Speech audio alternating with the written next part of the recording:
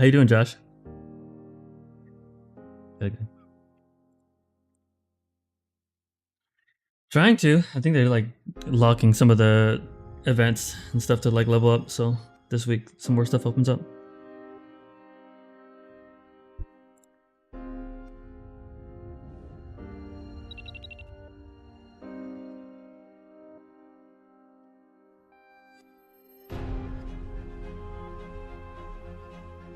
Yeah, I'll switch over to recording comms here once the timer's at 0.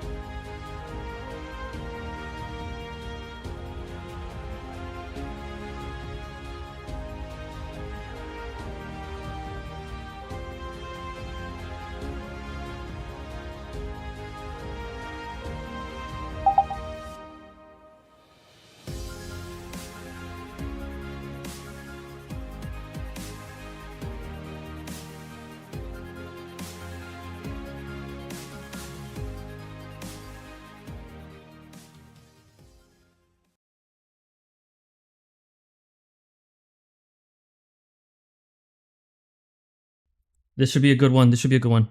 So tonight we have the final two matches, and it's going to be a great one. We have lots of people here helping us here for the pregame. The first match starts at 9 p.m. But without further ado, let's introduce the people we have here. So me, myself, I am one of the prior admins, previously captain of Smurfs, two-time USL champ, two-time CTFPL champ, yada yada. But I am joined with two great co-hosts here for the rest of the night. So joining myself as a PL champion, another PL champion. So it seems like we have a desk full of PL champions. Aren't we just lucky? Starting in S3 with BDS, Camp Chaos, Canucks, and PT, considered one of not the best, both Mech and SL to grace the game. Hearthbull, welcome to Champ Night. How you doing, buddy?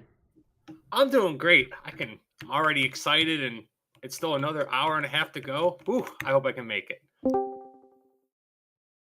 Same here. We're gonna try. We're gonna try our best, but this is gonna be a good pregame show. We're gonna have lots in store for everybody. Our next co-host here is a five-time CTFPL champion from CC, BDS, Newfie, ranging from between Newfie, BDS, many squads. Good to have him back. Former admin, former SL champion, former USL champion, former soccer brawl champ. Jeez. Albert, how you doing, man? Look at that list you got. I'm doing good. Appreciate the gas. And I'd like to say thank you guys for having me. I'm excited for tonight. I think we got a action-packed pregame for you guys. And I hope the matches live up to the pregame. That's all I can say. But I will notice one thing. That there's a common theme between all three of us. We're all former pure talent. How did that happen? Who isn't?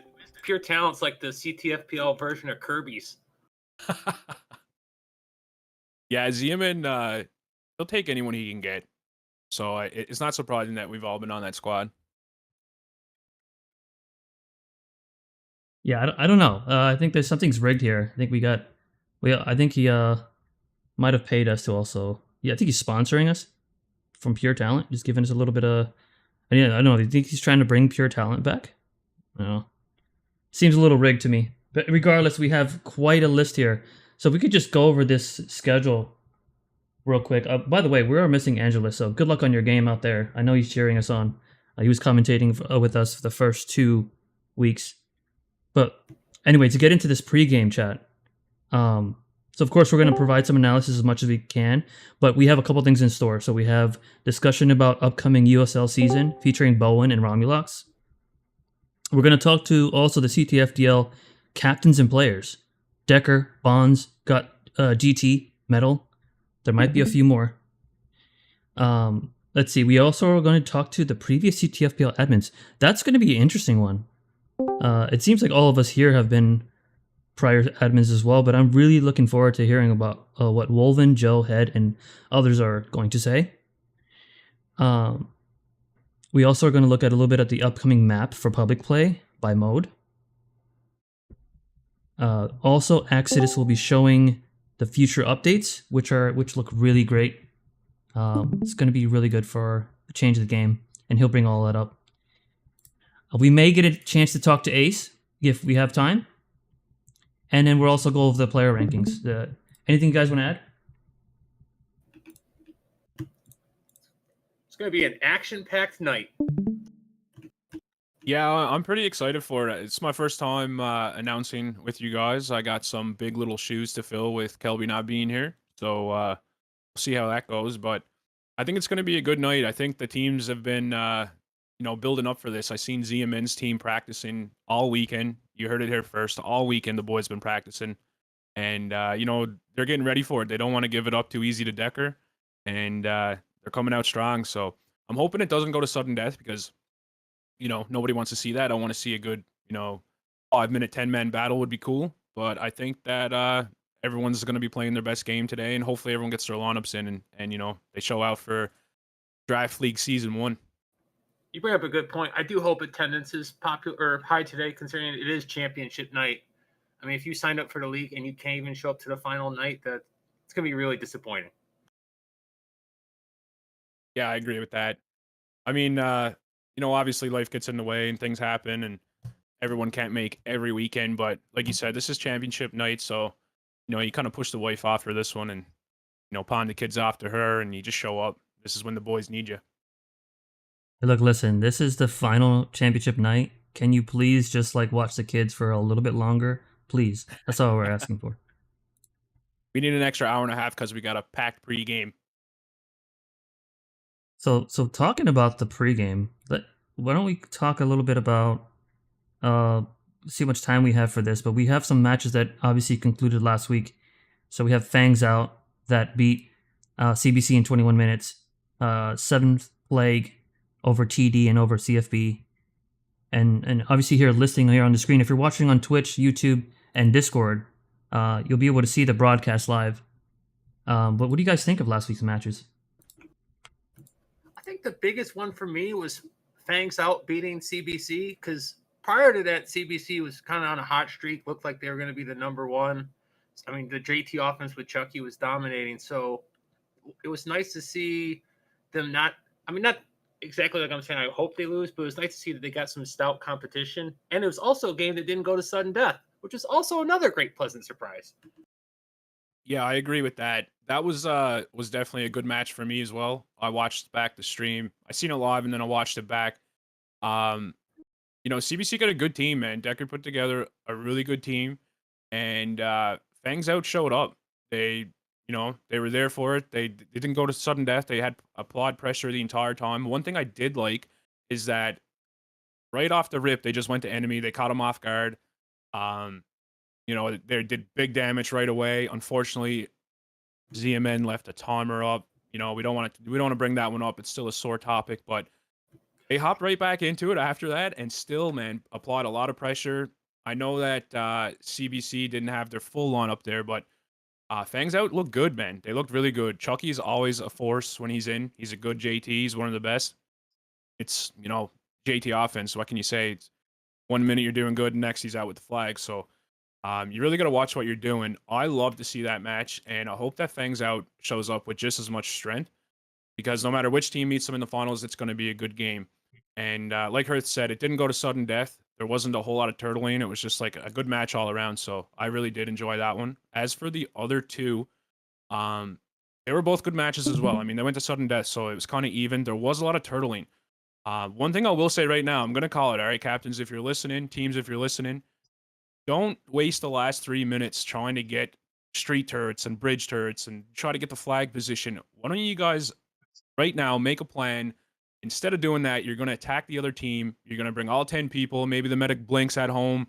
And while half their team is out roaming the streets looking for the last flag, you guys take their flags. It doesn't go to sudden death. All right, little strategy for you guys. Think outside the box. Try to do something different. Don't just waste those 3 minutes and let it go to sudden death. Do something a little different. Try to get all 5 flags and win that way. So I'm gonna put that bug in everybody's ear right now. That's what I would like to see rather than sudden death. All right. Is this what Newfie's going to do next season?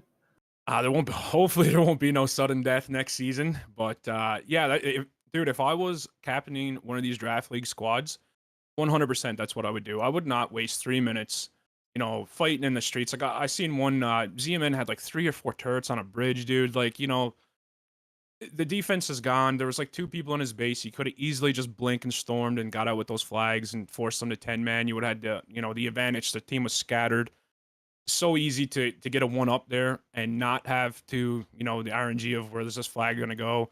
ZMN's the admin, so he already knows where it's going to go. He can't win anyway, so you might as well try to take it to the 10-man before that, right?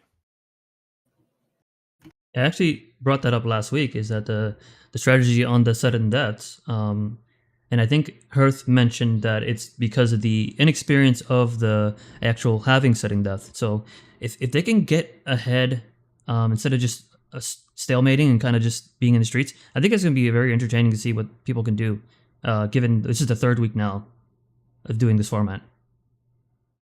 Yeah, 100%. I mean, everyone complains about it, right? They don't like it. They don't like seeing it, but yet nobody's really going to do anything about it to prevent it from happening. So hopefully, we got an hour and a bit before the matches. Hopefully I put a little bug in somebody's ear. you guys can get it together. Maybe we see something different tonight. I mean, it is champ night after all. You guys don't want to go out that way, so let's stick it to them. Let's do something a little better.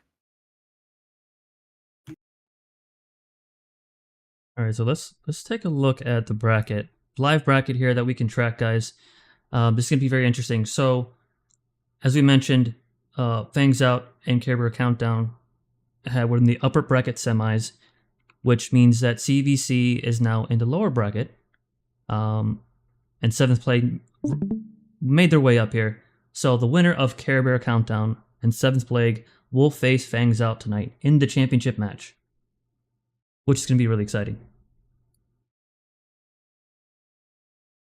I'm looking forward to it, man. I don't know if you guys have any predictions on what you think's going to happen, but if you do, I'd love to hear them. It's going to be interesting, those two, because they both have the ability to run a JT offense, but then both of their JTs, Head and Chunky, can also switch to O heavy. So it'll be interesting to see what they start with and what calls come in throughout the game, when they're going to switch at what moments. All in all, the two teams are very similar. So it'll be interesting to see which one outplays the other. For Yeah, I agree with myself, that. I think with a full roster, full strength, I'm leaning towards CBC, but I'm not sure because the communication on the 7P side, along with the Haywire God ZMN, I don't know, guys. That could be an upset, but I think we might see a FO CBC final, but you never know on the final night, given who's going to show up. That's also very true, and I agree with you. Last week, ZMN had probably the best game the man's ever played in CTF. He was a huge reason why that defense was so strong. And like you said about the communication, we didn't hear it directly, but GT as a medic was leading that and did a fantastic job. I even seen him swing to offense to heal a few times. It reminded me of the days where I played with Hee, if anyone remembers him, with that little cheeky O swing as medic.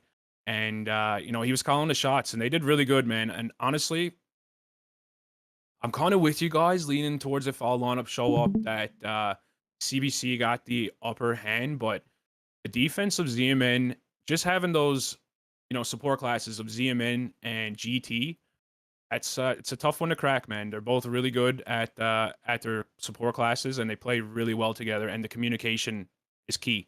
So I think it comes down to a few different things, but it's going to be a tight match, I believe, nonetheless.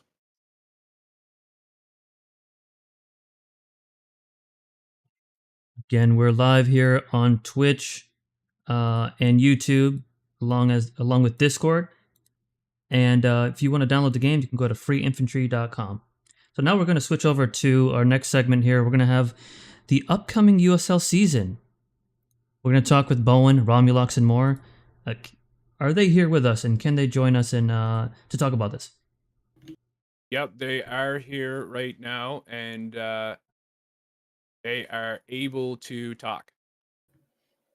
I believe they just have to unmute themselves.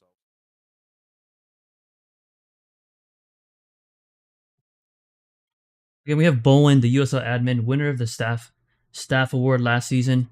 For those who are aware, USL is the other league here that is just a kill death format, but it's been going on for quite a while.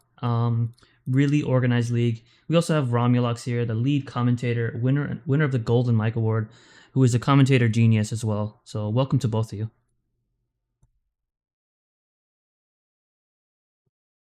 All right, Kev might have made me a liar here. Wouldn't be the first time. I think we got set up here, but we're trying to work on the technical difficulties here, trying to get Bowen and Romulux ability to speak, and once we do, we'll hear from them. Can you guys try to unmute, see if that works?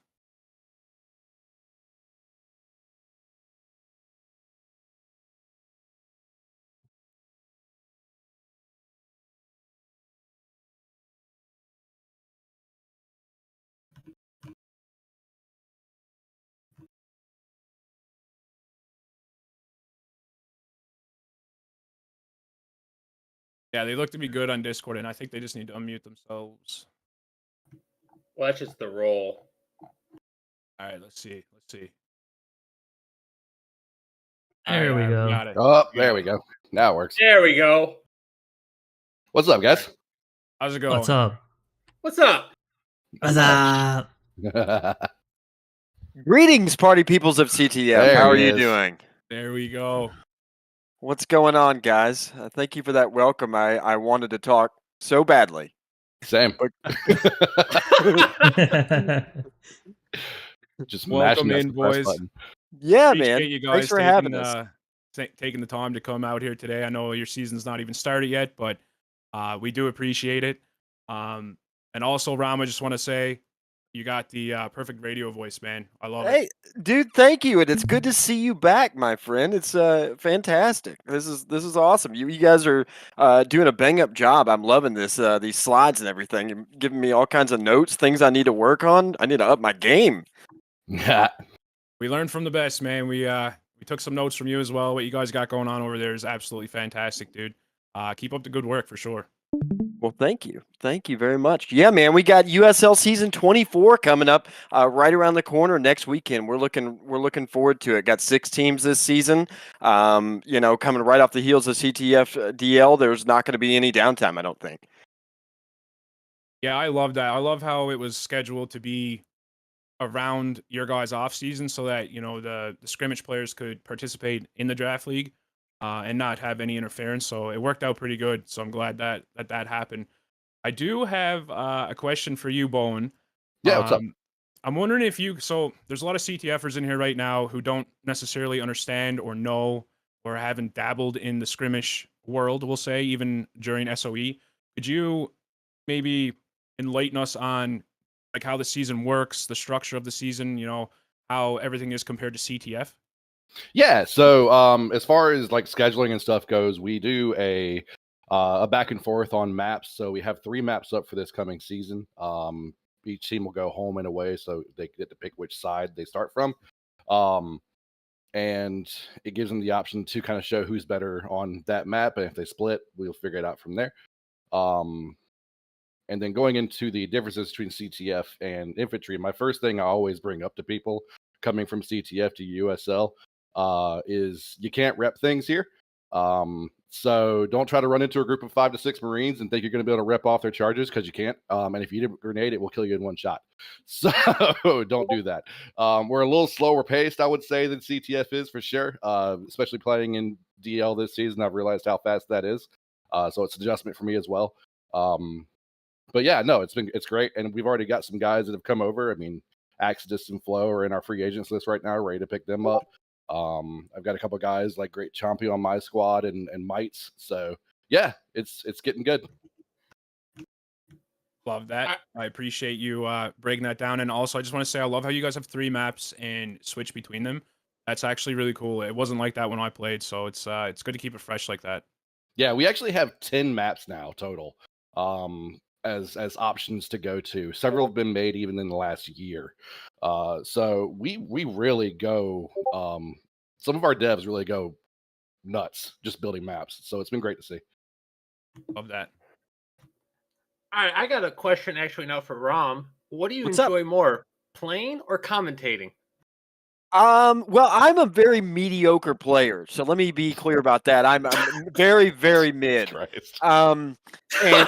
So I definitely probably enjoy commentating as much or more than playing. I think I understand the game a lot better than I play it. I'm kind of an armchair quarterback that way. I definitely can see what should be developing and what's going wrong. So it's really nice to kind of watch the game and be like, well, you'd really like to see a team shift over the top of the building here, and if they do it, I look really Nostradamus omniscient.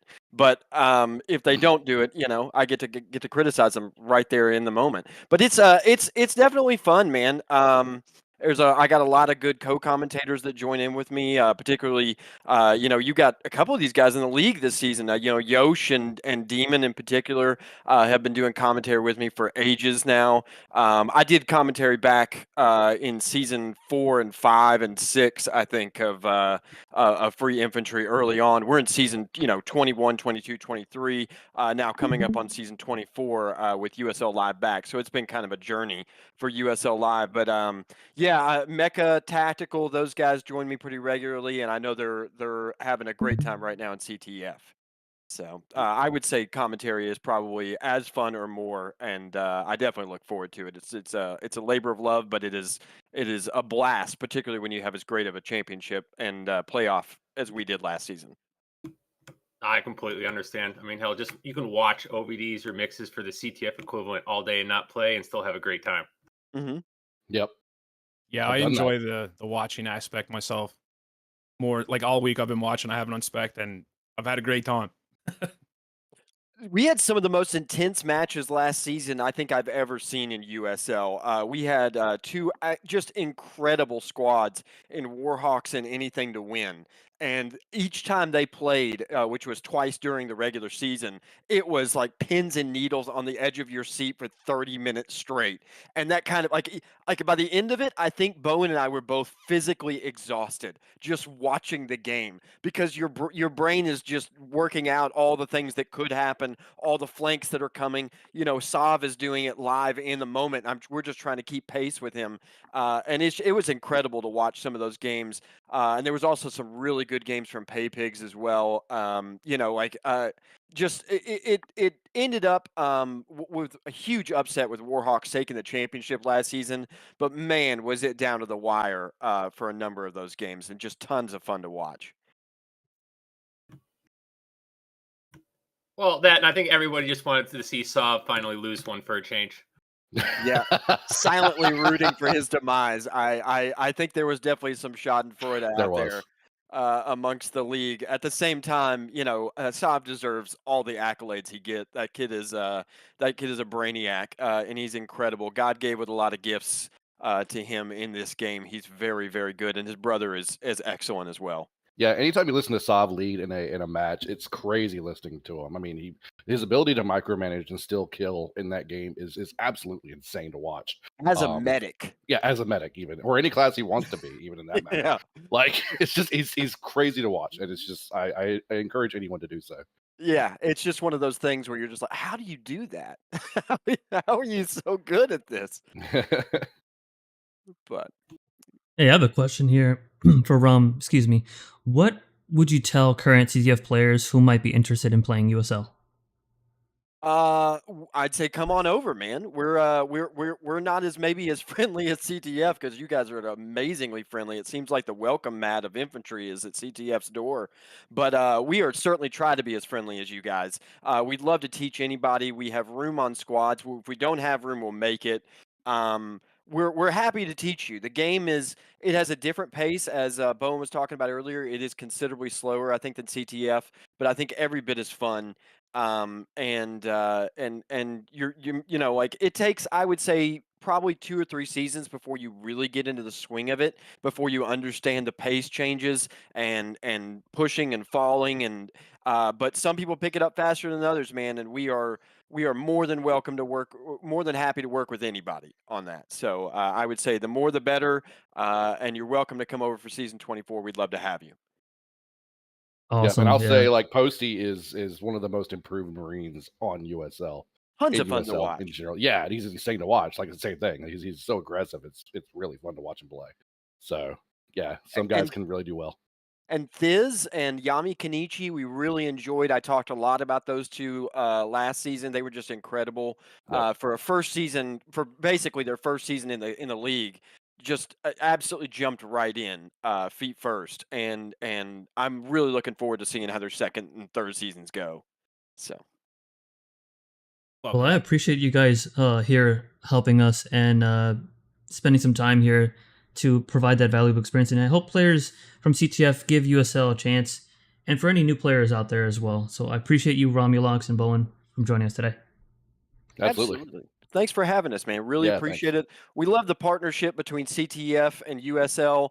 Definitely want to continue to promote that. I'd like it if we can continue to stagger these league times so that we try to overlap as little as possible because we want to encourage more of our population to be available for your games. And I hope you'll do the same for us. I think the two of us growing together at the same time is the trajectory forward for infantry. And I hope you guys are joining me in that thought and that sentiment. So.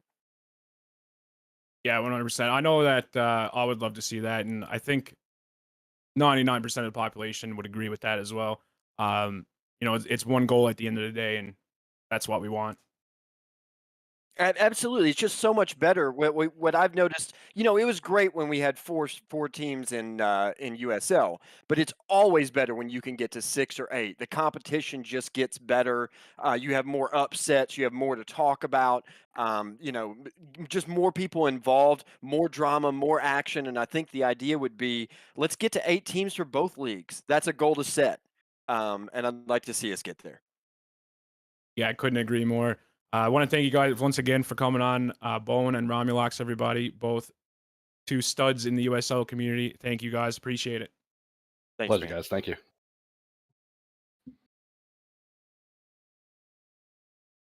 All right, so up next, we're going to move into a captain this season. We're going to get some CTF PL players in here. We're going to start out with current captain, longtime player, Decker. I'm going to get him suited up here. All right, Decker, can you talk?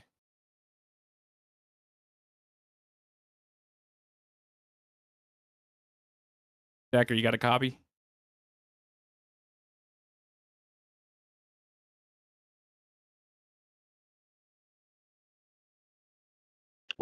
Hey, sorry about that. I guess talk is required. No worries. Decker, I want to say thank you for coming on. We really appreciate your time. I know you guys are getting suited up for a match here right away, so I appreciate you taking the time to come on here instead of playing. First of all, for anyone who doesn't know, or maybe from USL, Decker is one of the longtime engineer class players, and he's also a captain in the draft league. He's playing one of the first matches. He's captain of CBC. He's going to be taking on 7 Plague here right away. So Decker, we do have some questions for you. We'll hop right into it. I can start it out. So what I want to know is, how was your experience as being Draft League Season 1 captain, like from, going through the draft picks to playing the matches and, even scheduling and then playing with a team that you just, randomly put together? I'd say it's been fun. ZMN and everyone else made a pretty compelling or a pretty significant list, which I'm sure was no small feat. It's been fun. It's been fun incorporating a few people that haven't played before, some USLers, like the guy I spoke to earlier, and then a bunch of people I played with in the past and played against in the past, and a whole lot, and won against and done a whole lot of losing against. So yeah, it's been fun.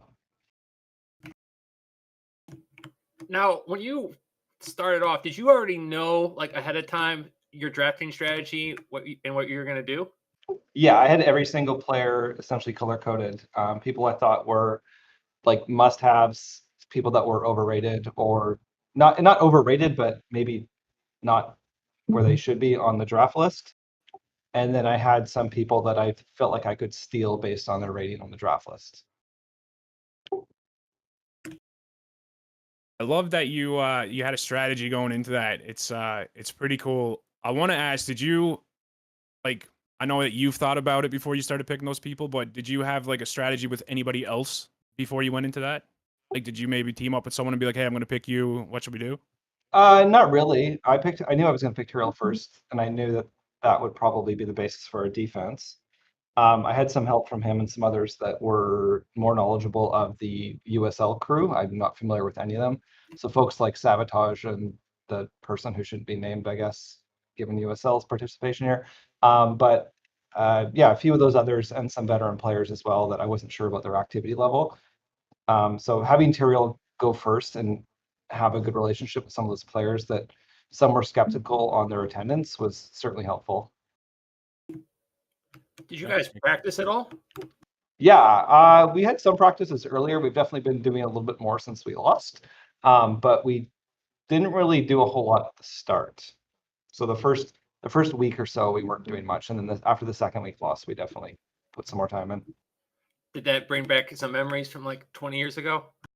What are you referring to? Like when we were practicing in Shadow Syndicate way back then? What are you trying to allude to, Griff? That were really, really old. Okay, well, if that's what you're referring to, then yeah, absolutely, yes. What are your overall thoughts, Decker, on, I know it's not completely over yet. We still have 2 more matches, possibly for you, but what's your overall thoughts on how everything went thus far? I mean, this is season 1 of Draft League. No one really knew if it was even going to get off the ground going into it. So, like, what's your thoughts on how everything went now? We're almost to the end. I think it's been fun. I've been enjoying playing with some folks. Some have, been a lot more active than I anticipated, so it's been nice to play with some of them.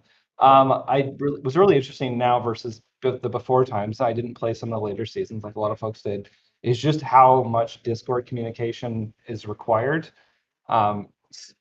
Once upon a time, a month or two ago, Kev did an experiment with players that were on Discord and players that weren't, and one could make an argument that the players off Discord were a weaker team, and they ended up winning. So I think there's a really good lesson to be learned there.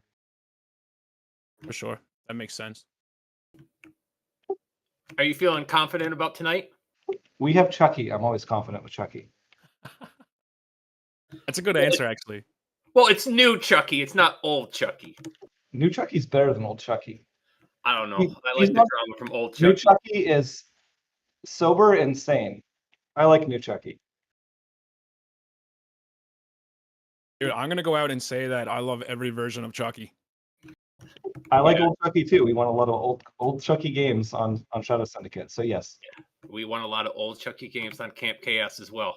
Perfect.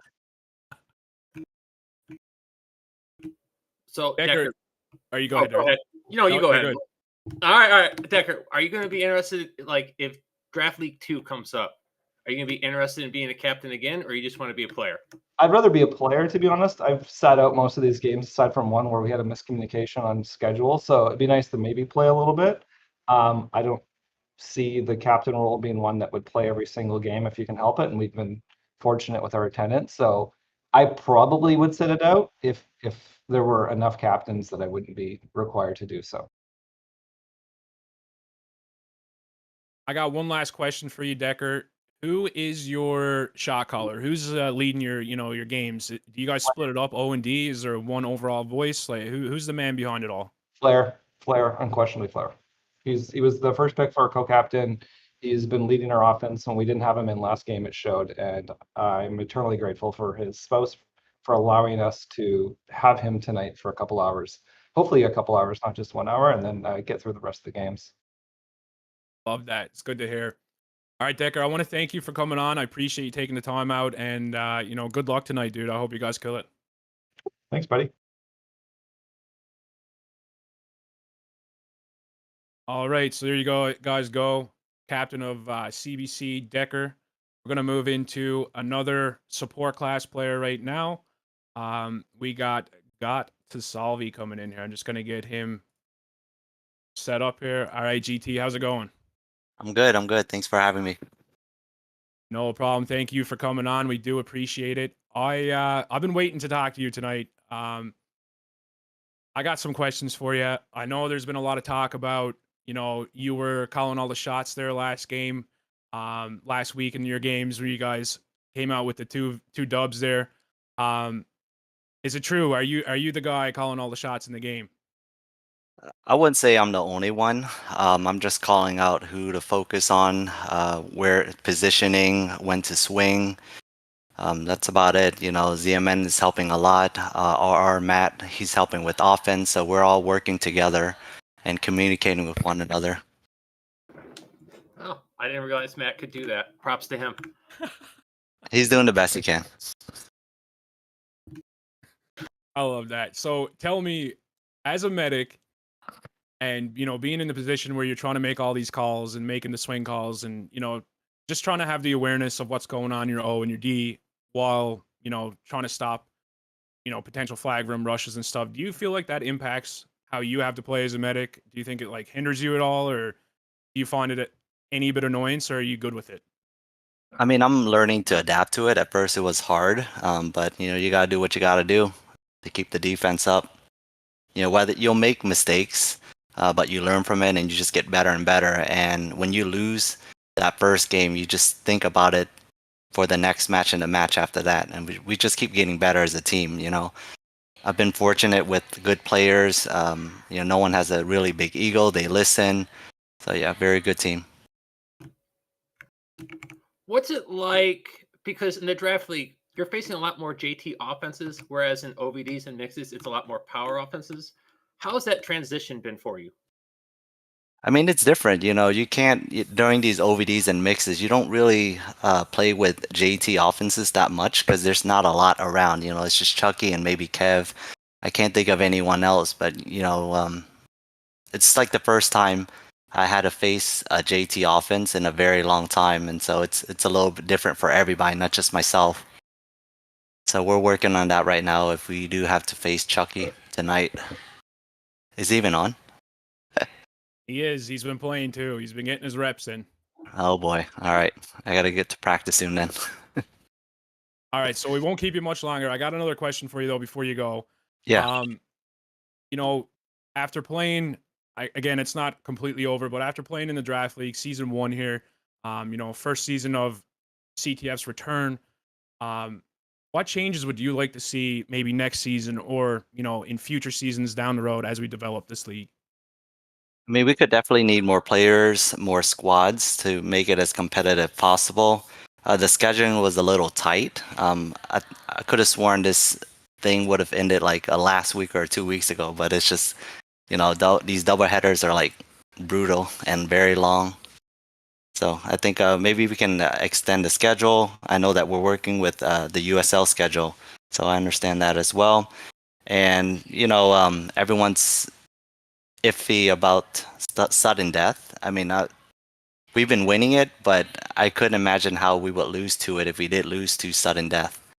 So, Yeah, but I I know that agree they're with that. It working can on get it. really long, Yeah. especially for the East Coast guys like myself. Like by the time this finishes tonight, it's probably gonna be like 1 a.m. my time, 1:30. So like I definitely feel what you're saying. It would be nice to even have weekday games, if we can get everybody in agreement and get some of those out. And I think it would be better for like the population of the league as well throughout the weekday nights. I mean, there's 60 people on all week this week, doing OVDs and mixes. So I don't understand why we couldn't play a league match throughout the week. Anyways, you know what I mean? And that would break it up. You could do 3 nights a week instead of 3 in one night. Yeah, I agree with that for sure. I'm an East Coaster myself, so these midnight games are just pretty hard. Yeah, no, 100%. All right, GT, thank you for coming on, man. Appreciate you taking the time out, and good luck tonight. Thank you. Thank you for having Good me. luck, GT.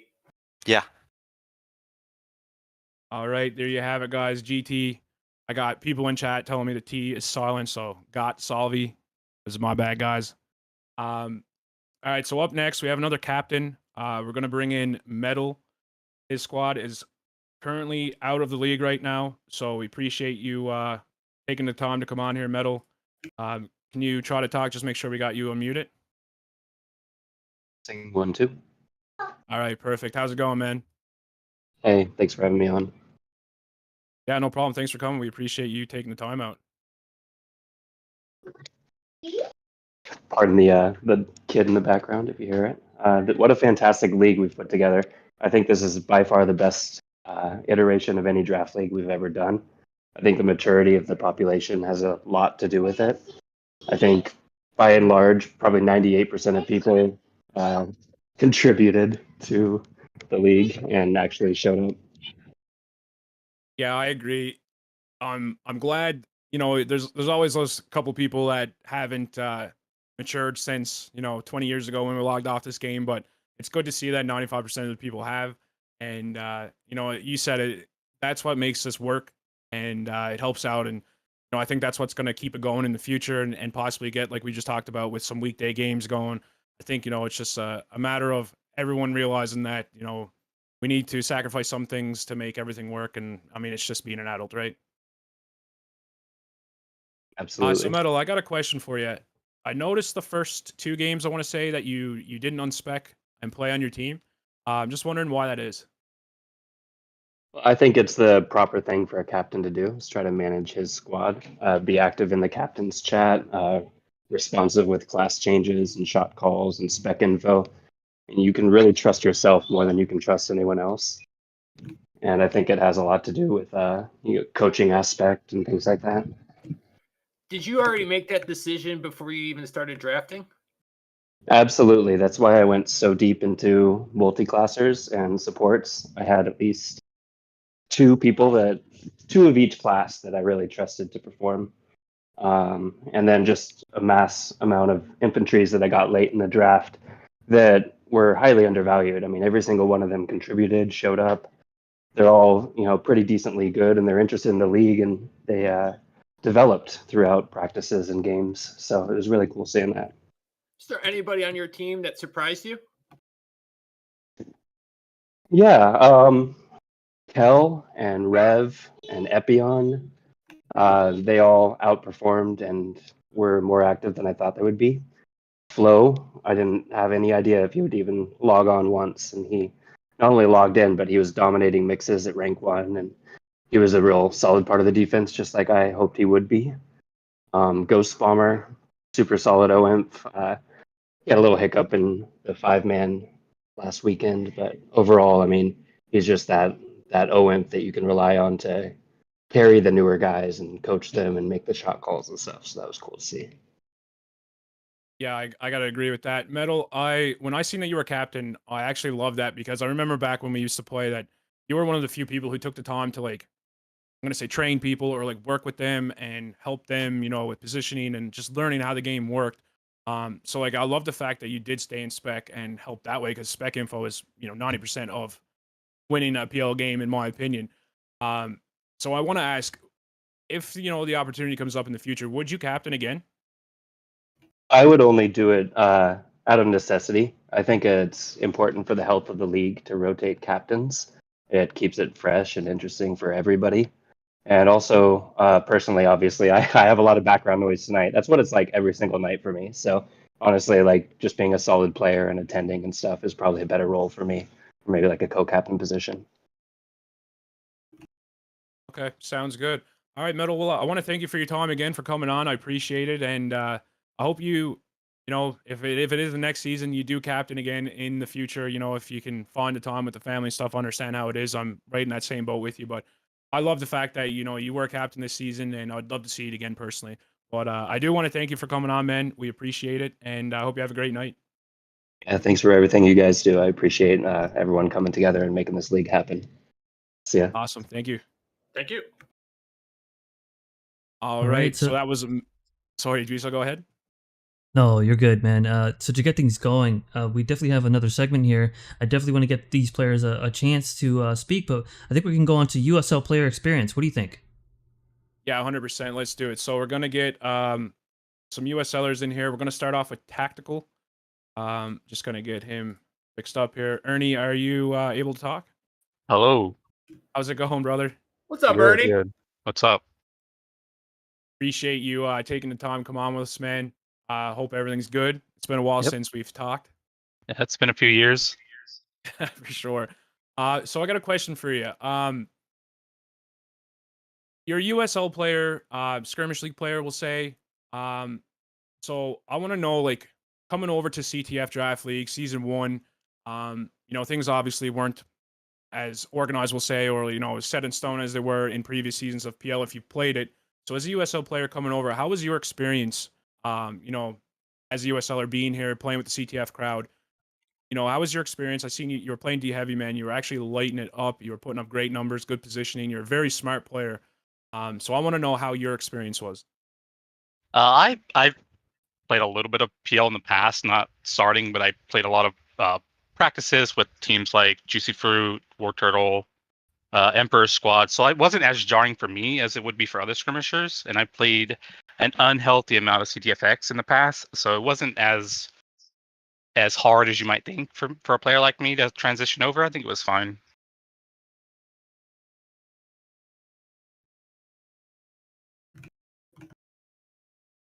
What was your experience on your team? Would you say that you had a good time? Like your captain was good?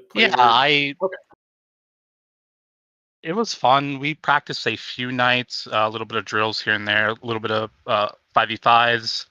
I would have liked to have been more organized going in. I feel like we were one of the few squads that didn't have a plan for SD. And I don't know if we just didn't think we were going to reach that point. But once we got to SD, we were kind of we didn't know what to do. We didn't really have a plan. It was a little all over the place, and we kind of just went with it. And it, at the end of the day, it did not work out for us, unfortunately, which, kind of sucks. You want to go further into the tournament. I wanted to go further into the tournament, but it's the way it played out. Yeah, you want to be a 2-time champion back to back, both USL and Yeah, CTFPL, yeah. right? I'm coming for that. I'm coming for that ring eventually. So tactical, being coming from USL where you're a squad captain and you're one of the best in-game leaders over there. Coming into PL onto the draft league squad where you're not a captain.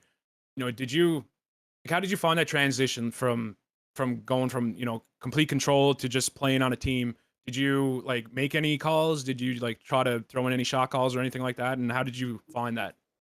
I was vocal when I needed to be. Otherwise, I didn't really say much. I left that up to Arthur because he's way more experienced when it comes to making calls on D. Typically in skirmish, I do the majority of the shot calling. I'm very vocal in game, and I tried to have I try to let Arthur take over in that position because I'm not, like I said, I don't have that much experience in the actual competitive nature of that, so I don't know exactly when to swing or call for swings, and I didn't want to screw that up, so I left it up to the more experienced players. All right, that makes complete sense. I don't have anything left for tactical unless you do, Hearth. I just got one last question for him. Considering that you have like a little bit of PL experience before you came in, what kind of advice would you give to brand new skirmishers that are looking to transition over? I would say leave your ego in skirmish if you have one and listen to the more experienced players because they have a lot of good tidbits. For example, Amok brought me aside a few sessions and he gave me some really good tips, and I was very open to anything he said. I didn't let my ego get the better of me and say like, well, why don't I do this way? Why do I do that? And I took it as it came from everyone involved. I would have to agree with that. It's kind of like what Owen was saying earlier. They're two different beasts when you compare USL to CTFPL, and someone who might be a stud in USL might not be in CTFPL as it's completely two different ball games. So I totally get what you're saying, and I hope that the people who feel that way when they come over here that they listen to you and do take the advice. Because there's a lot of people who are willing to give that advice. Like Angelus, for example, he works with a ton of people trying to get them better, trying to get them up to speed. And I just hope that they will take that advice when they do come over. Yeah, for sure. That's what I would say. Take the advice of the more experienced players and vice versa. CTFers going over to skirmish, take the advice of the veterans over there as well. 100%. All right, well, Tactical, I appreciate you taking the time to come on here and participate in this. And I hope you have a great night, and I hope you enjoy the matches tonight. Yep. Thank you. All right, so up next, guys, we have Yosh. Just gotta find him in here. I believe he's already unmuted. Yosh, are you able to talk? I am. Hello. All right, how's it going, brother? I'm good, man. It's been a long time. I miss you. It's been probably the same amount of time since I talked to Ernie. I hope everything's well with you guys, man. I miss the USL group. It's great vibes over there. So anyone in PL who's maybe on the edge of playing USL and don't really want to do it or unsure, you guys should go, man. There's lots of cool people over there, lots of great personalities, and Ram said it might not be as welcoming, but it is welcoming, and there is some great people over there. Yeah, they got backs. I mean, great personality. Yeah, I mean, we have a couple bad apples when it comes to personality. So do y'all do too. Mostly Mites and Dino. I'm gonna talk about them fuckers in a minute. But yeah, man, if you want to come over to USL, you can always get a hold of me, Tactical, Mecha, Sov, any of us, and we're willing to help you out. Like anybody that wants to transition over, just get with us and we'll talk you through it. I mean, we do it all the time with most of the squad captains have been with me or Sov in the past. So, just get with us. You'll have a good time. And just have fun. I feel like I can apply the same thing I said about Metal, being one of those guys who will spend time with people and show them the ropes and positioning and all that, and say the exact same about you. Like, I see you work with people all the time from way back, like No Man's Land, league and stuff like that. So I love that, you're that type of guy. So if anyone in PL does want to play, reach out to Yosh. He will help you. But Yosh, I got a question for you. With 15 USL championships under your belt, you're no stranger to those intense situations that everyone plays this game for. You know, that rush, you know, that feeling you get. So I want to know, playing in the draft league, I know it's obviously not like, you know, a championship match or anything that's happened yet, but did you get any of those rushes or feelings when you were playing in the draft league, like playing CTFPL? Yeah, so it's a different pace. Like what I like about PL versus USL is no matter what, I was always in a fight. Right? That was a different and cool experience. Especially for my team, I was helping lead the off. I mean, I was the one leading the offense when Sav wasn't doing it. So that was definitely a new experience for me, which is probably why we looked a little rough sometimes. But you know, what are you going to expect with a new guy coming in? You know, leading an offense. So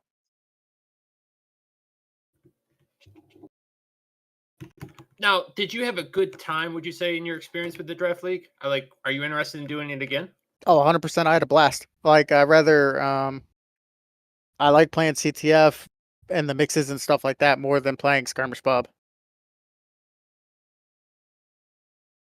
Do you see yourself becoming more involved with CTF PL or even CTF DL after playing in this draft league and like, you know, experiencing it and, you know, getting to know the guys a bit more? Like, do you see yourself becoming involved more, maybe even a staff role down the line? Whoa, calm down with that staff stuff. We don't talk about those forbidden words around here. um, yeah, definitely. I'll show up in more mixes and stuff like it, even during USL off season. Like obviously, when USL's going on and stuff like that, we're gonna SB and stuff. But if we're not doing anything, then I'll probably be in CTF trying to get into mixes and stuff.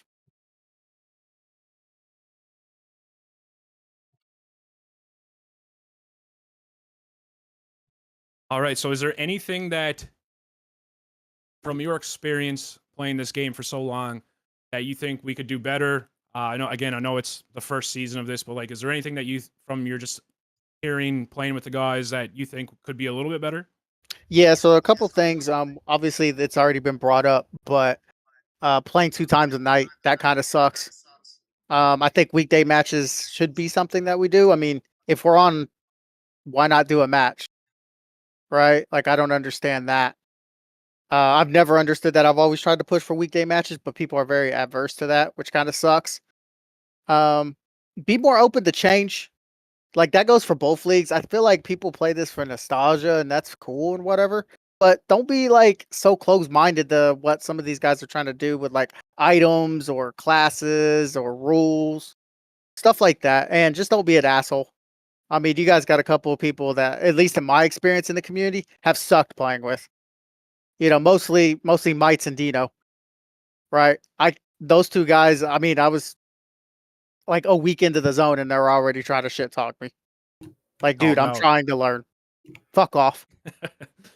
Yeah, no, I agree. Like, especially with the two leagues and you guys mixing and stuff, and that's what we need, and that's why you guys need, like, people just need to be more open to it and more willing to help and just more relaxed. I mean, we're all adults. You just help a guy out. You can't expect everyone to be on some sort of level just coming into it and just getting back. And like I haven't unspec yet, so like I'm gonna be dog shit as well. So you know, I get it, and it takes time, and people should just be more accepting to that, more open, like you said.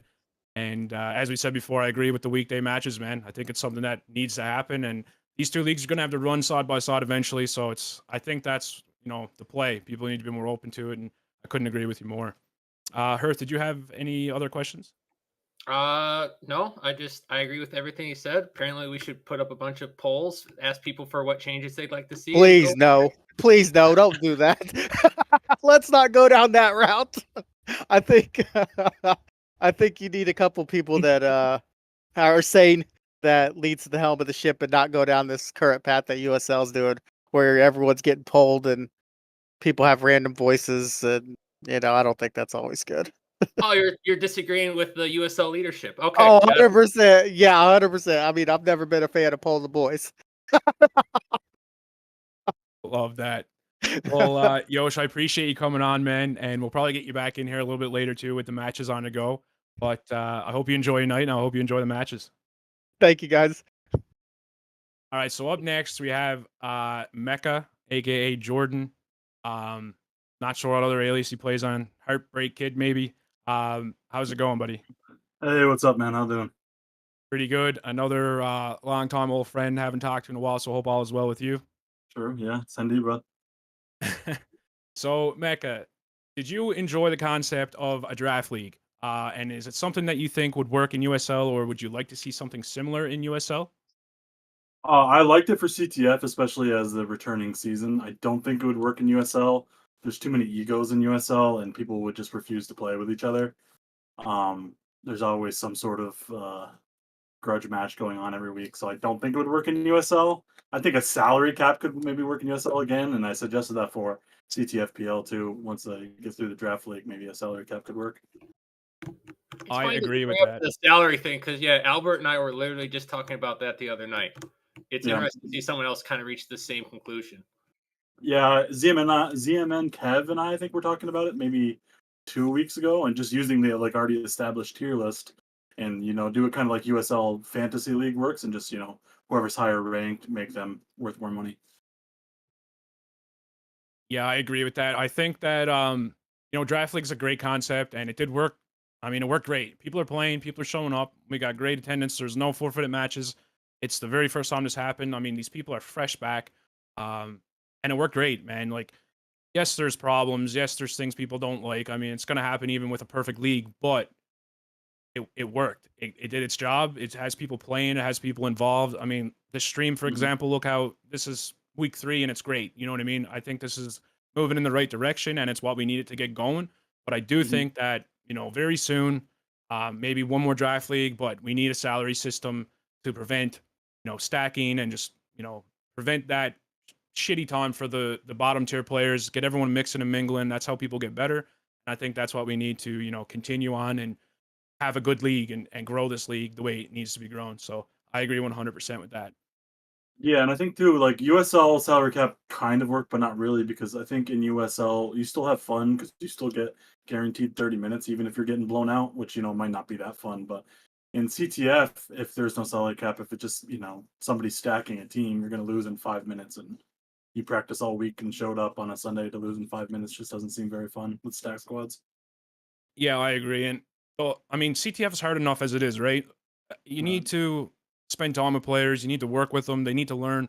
The way you get better is by playing with better people, in my opinion. So if you have, the bottom tier on one squad, they're never getting better. They're just like you said, it's Mhm. 3 minute game. They don't even get turrets down and it's over. So I think that overall, that's the way to go. And I hope that if we get Yosh to put up a poll for us here, that people vote that way. I think he would prefer no polls at this point. So, Mech, I noticed there's a pretty big increase in USL players in CTF Pub in this Mhm. draft league. I noticed it this week mainly in Pub, though. There's a ton of USLers playing over here. Do you think that we're going to see more of that as, the draft league and the weeks go on and we get into a second one? Like, is there any talk over there about more people coming over, or is there like a barrier where they don't want to, or is just like, the skill gap? What do you think about that? I think you will see more sign up next season. I think most of the people who signed up this season had some sort of CTF experience in the past. Like maybe they were on a practice team back, 10 years ago or whatever. But there's a lot of skirmishers that never even played CTF, so I think you could see more of them. Skirmish Pub kind of sucks. I'm not a fan of Skirmish Pub. We're always doing that stupid green yellow map, and I think it's awful. So I think that's why people gravitate towards CTF Pub, because most of the time it's more fun, except when people are flagging right away. So I do think that you would see a pretty big increase, especially if we keep doing draft leagues in the off season of USL for now. Eventually it can be whatever, but when trying to reestablish, I think that people like to play infantry, and if they can jump over to a CTF draft league, I think that they will. Love that.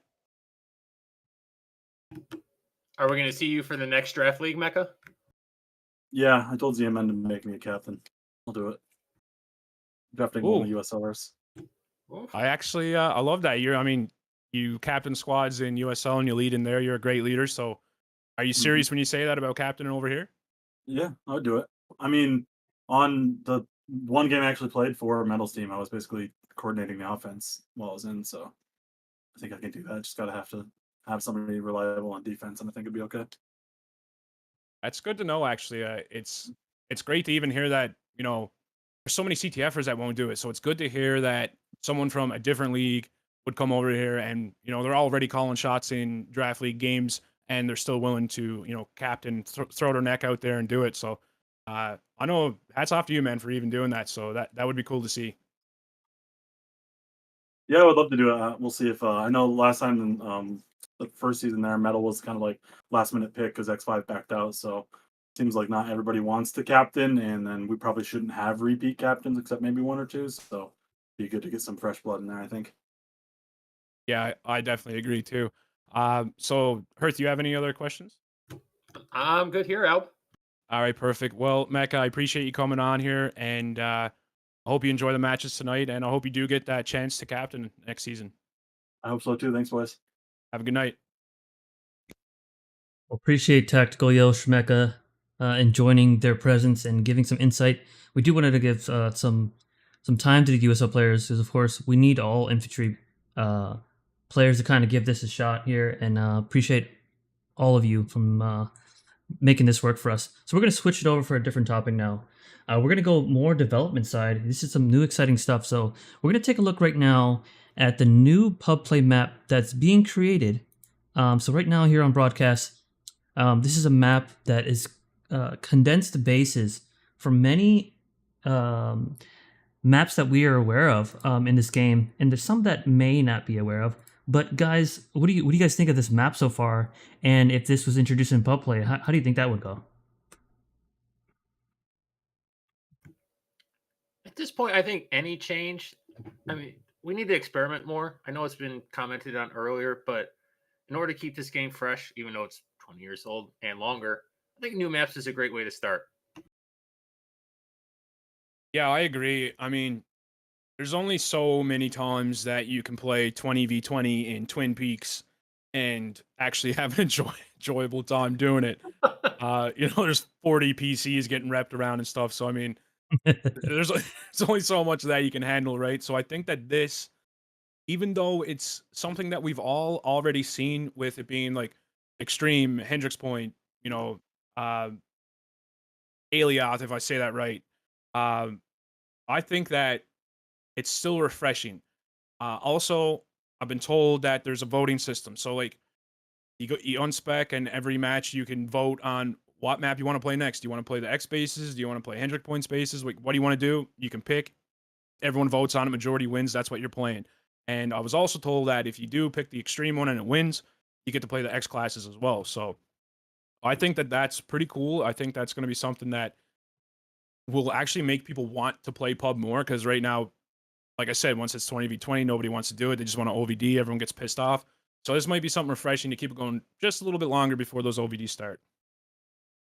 Right, I remember doing the voting system there in skirmish side, and that's pretty cool. So I bet having one map with all the bases here would just make it easier on the implementation, on the dev work. Again, I'm just assuming, but it kind of brings back a little nostalgia for me, because being a player going into an arena with HP map, that is actually one of my favorite maps. But I think this will be really cool and will give a good change of pace for pub play. I know there's people that play pub every night, and so it would definitely change things up. Yeah, I agree 100%. So we're going to be joined right now by Exodus. Are you here, sir? Hey, mic check. Can you guys hear me? Yeah, Yes, we can hear sir. you. Thanks for coming on. We do appreciate it. You might have some input, and you could probably better speak on what I was saying there about the voting system and stuff, if that's correct, and how I said it. Yeah, absolutely. First of all, thanks guys for having me. Thanks for putting the stream on and basically a production. So Mode and I are a little disjointed in terms of our development goals, but I think we need to kind of get aligned on what the CTF population wants, and his map is a fantastic idea to kind of get pub play, a lot more variety. I've tried changes in the past there, but it can be hit or miss, and I don't know. I'm excited to see what his script is going to look like, and also to collaborate with him on some of the changes I'm making to the league, so we can kind of synchronize there.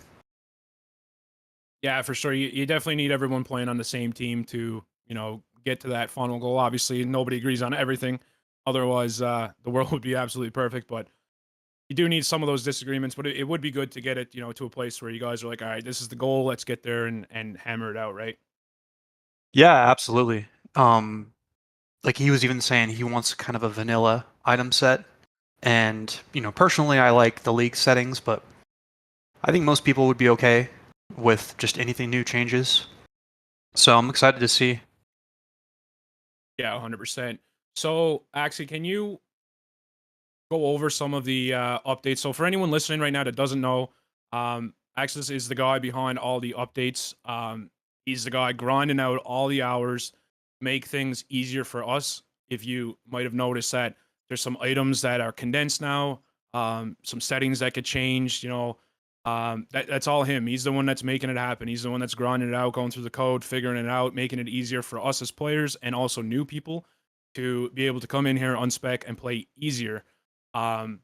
So for anyone that doesn't know, this is a guy who's doing it. So I want to say before we get going that I do appreciate the hours you're putting in here. And coming from when I was admin and I was making some changes back in the SOE days and the free infantry days and building bases and stuff. Like I know what it is. I know how hard it is, and it's very time consuming with this old program. So I want to say thank you for doing it, and it is something that we do need as much as CTF doesn't like change. So I just want to say I appreciate it. Thank you so much. Yeah, and shout out to Andrew and AEI who were also handling the scripts before I came along. I've been back and forth with infantry for about 17 years. So I love this game. I love working on this game, serving this community. And yeah, I'll just do my best. But I know this is a lot of text on the screen. I'll kind of just go over the most important changes. If you want me to just jump in, unless you guys had any other questions. Go for it. All right. So a lot of text on the screen. I'll just boil it down to this. There's some engineer changes to make turret building easier.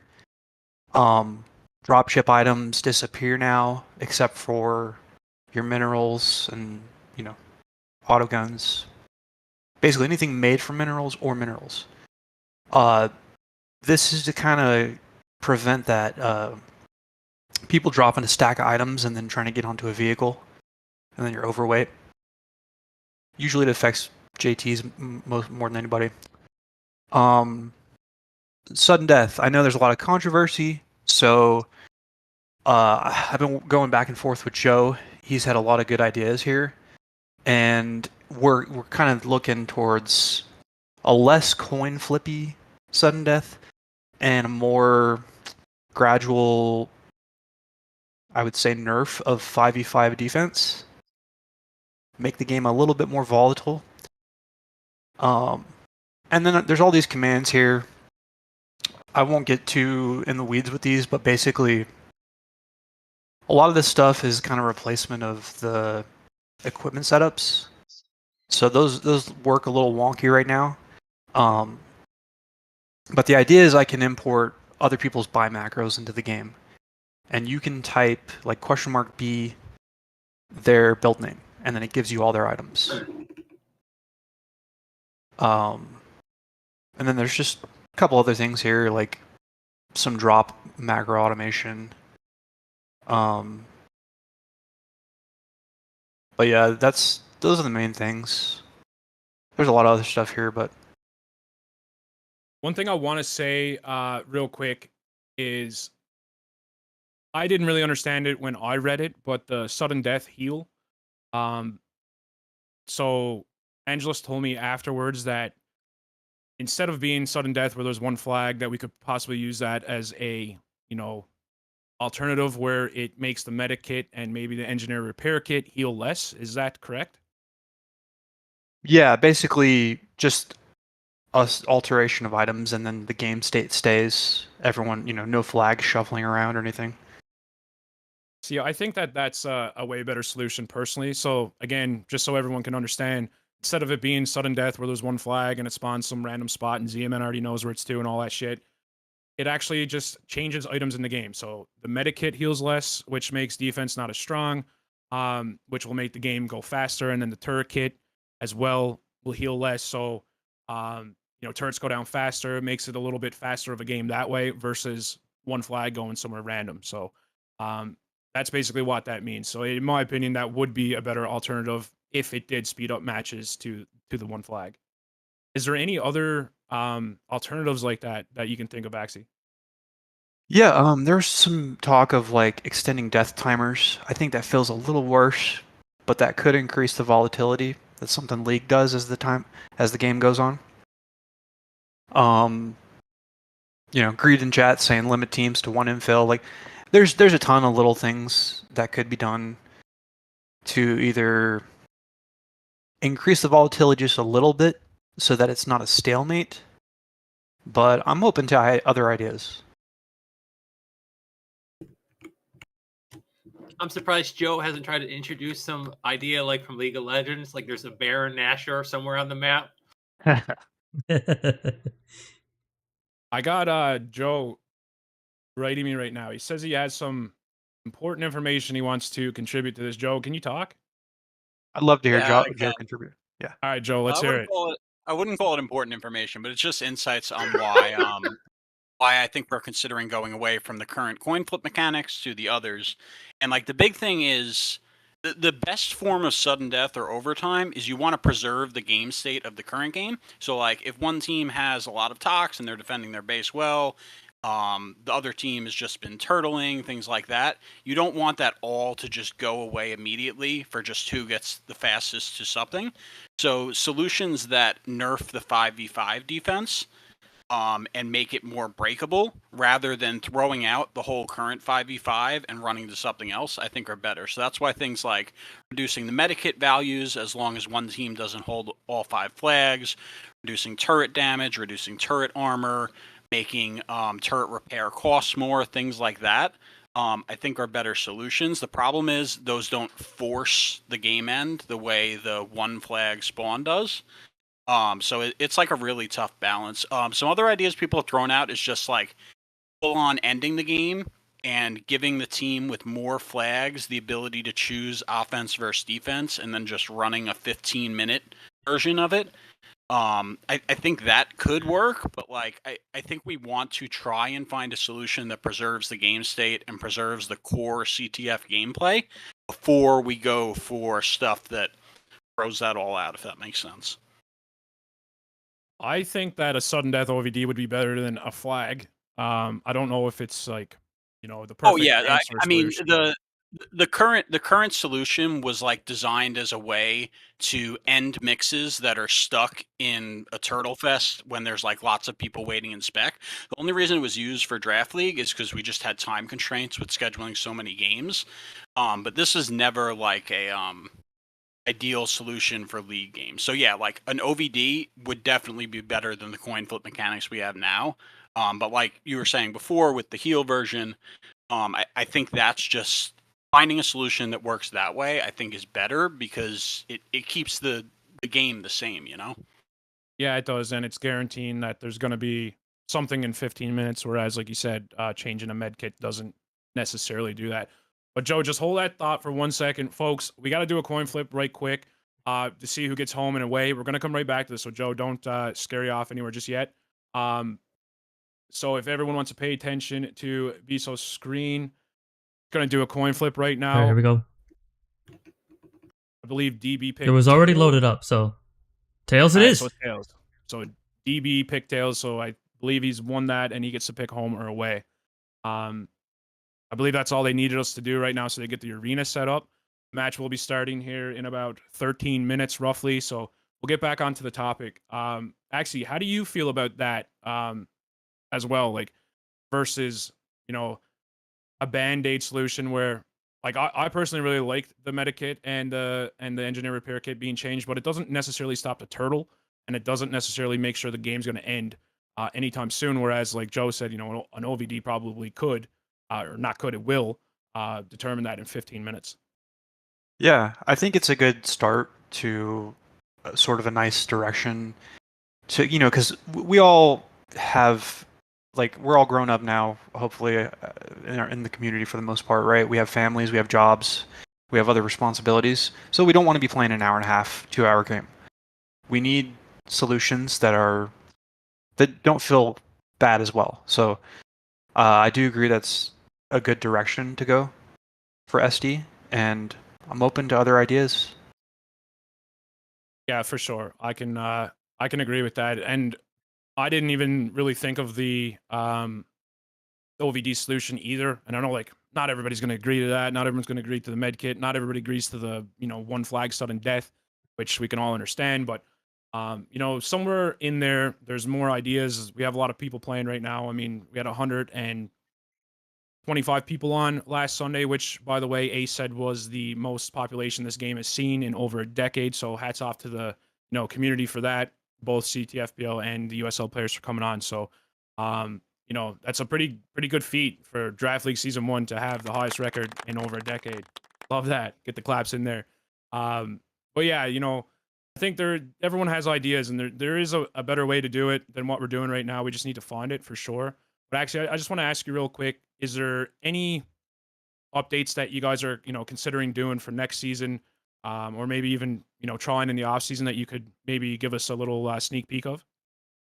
Yeah, I mean, some people have privately expressed the interest of just like, how do we introduce new weapons, or how do we balance the game or change the meta in a healthy way, right? Without upending the league's integrity, right? I don't want to go introducing psyops and then everyone's got like zap glove and sonic cannons, right? That would not be a good time.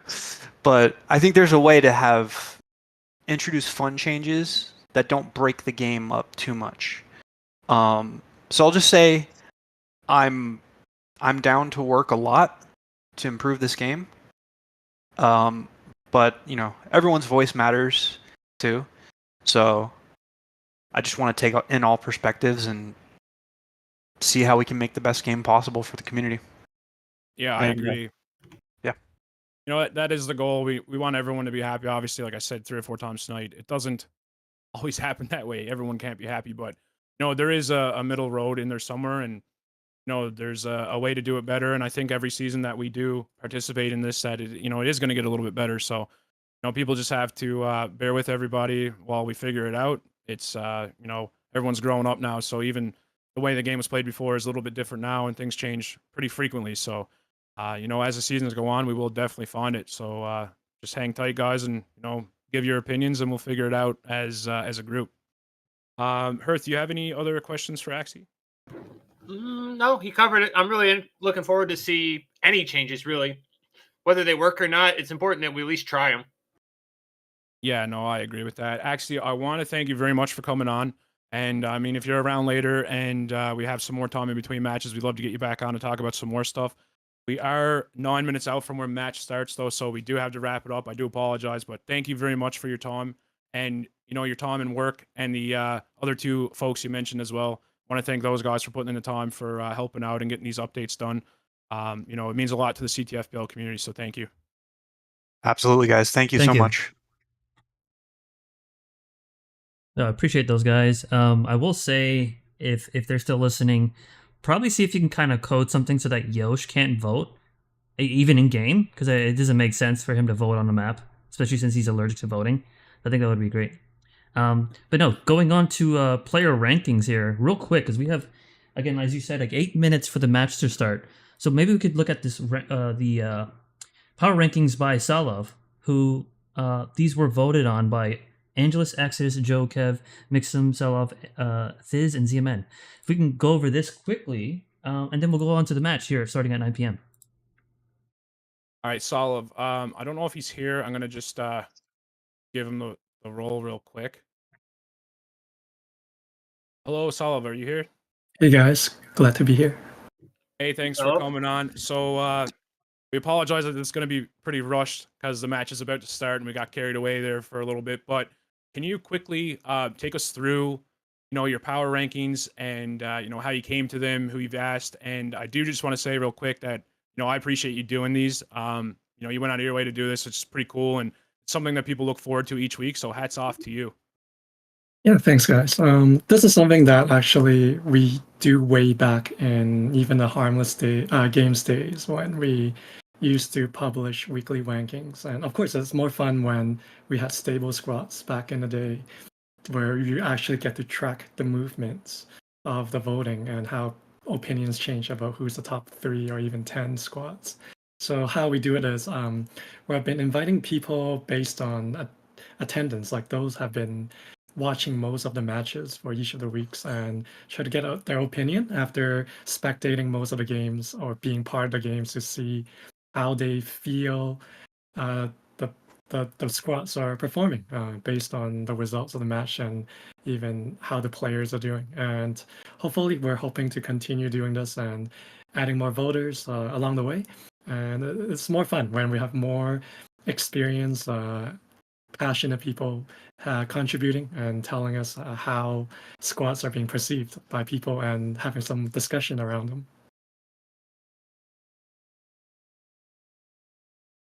Yeah, for sure. It's pretty cool, man. Are you going to continue this on next season? Yeah, for sure. And I'm hoping to bring on other people to get their takes as well.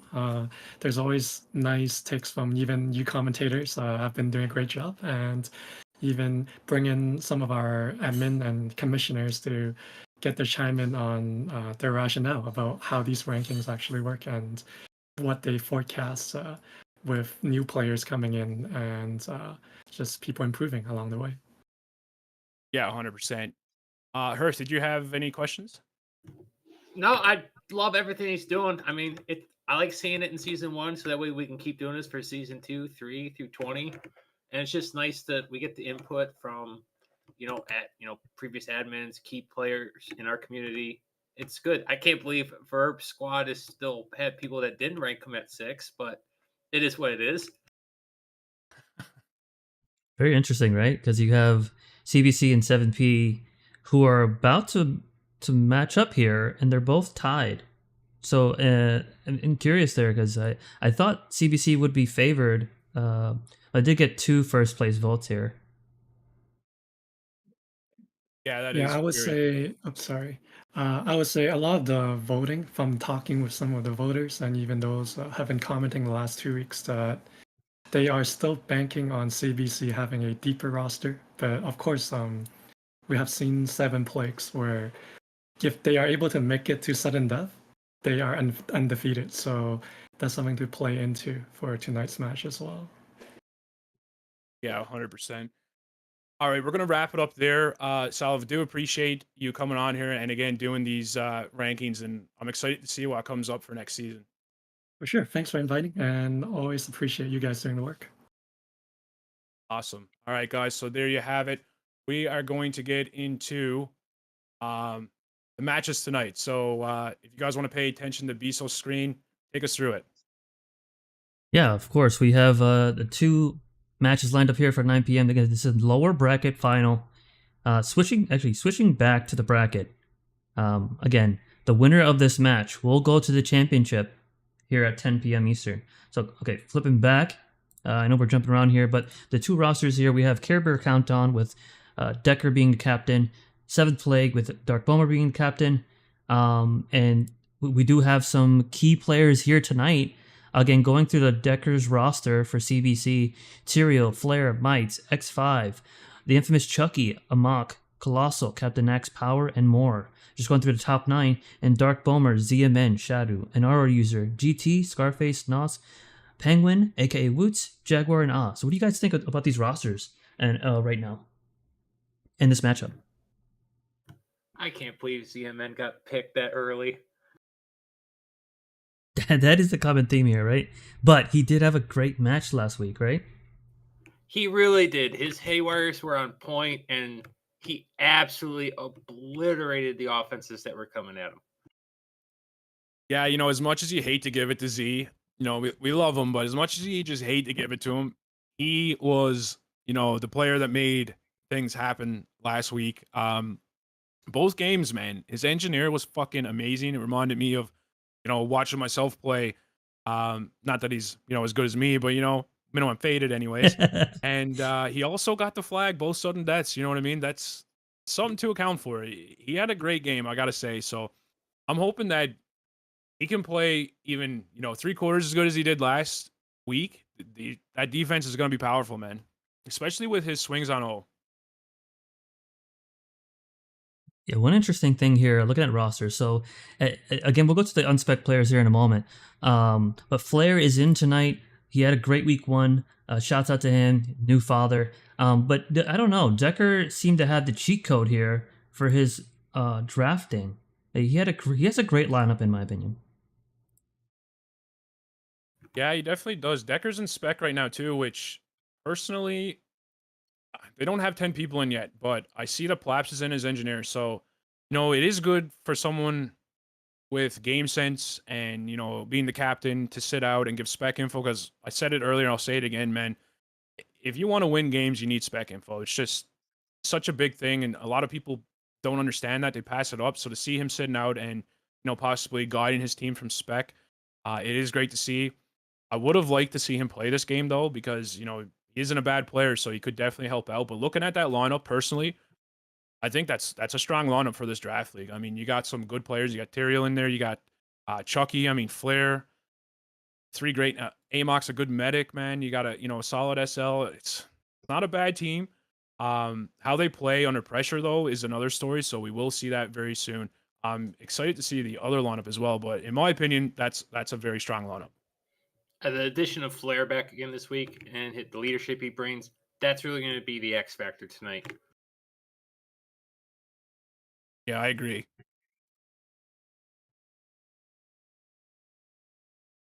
I wonder why we don't see the other team in here yet. Again, a mock is playing Captain Axe, Chucky, Colossal. There's 9 players, and you brought up the spectators, right? Because I think one of the matches, one of the teams had just 10 players unspec'd, but I think spec info is really, really important. At least it was in the regular league non-draft iteration. Knowing when your TVs are going to blink, just different crucial moments. Infiltrators in the game. Obviously, you get more notification now of what infiltrators are in. I think spectators such a big part of this game. A big part is just the spectators also calling out the armor setups on the opposing infantries. That way you don't have to guess, is he Kara? Is he P6? You already know what weapon set to use and optimize for damage. Spec info is just such a huge asset. Yeah, you can't say it enough, man. It's huge. I mean, a little bit off topic, but last night ZMN's team was practicing, and Hearth and a few guys were against them, and I was giving the guys spec info, and it literally shut down GT. Just knowing when players have blinks and where the blinks are and how to play around that, and like armors, for example, knowing what the other team has for armors, it's something that is very underrated, and a lot of new people don't understand it, and it makes a world of a difference.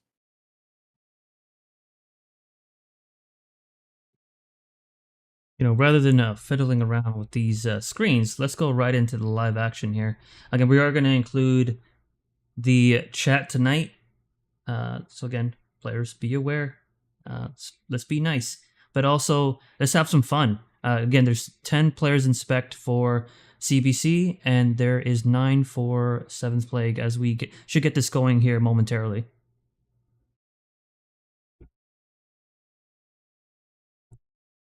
Looks like the other team is almost completely in. Who do you guys have for people to watch on ZMN's team here? I'm interested to watch their offense. It's good. Right now, Head, at least when I just saw him, he was not JT. So I'm curious to see if they're going to. Oh, maybe he did just switch. But I'll be curious to see whether they run the power offense for the majority of tonight, or they're actually going to run the JT offense. Yeah, for me, I know. Go ahead, sorry. Yeah, sorry. So for me, for ZMN, obviously, can he play that role again where he was very aggressive as an engineer? And I think that he may not have as much success because the player experience on Decker's team for just repulsing those haywires. I mean, that's very easy to do, but that wasn't happening last week. But I think GT is going to be a very important role in how he can lock down the opposing offense. So their support classes are really strong, and it's gonna take them to be strong in order to fight this strong lineup by Decker.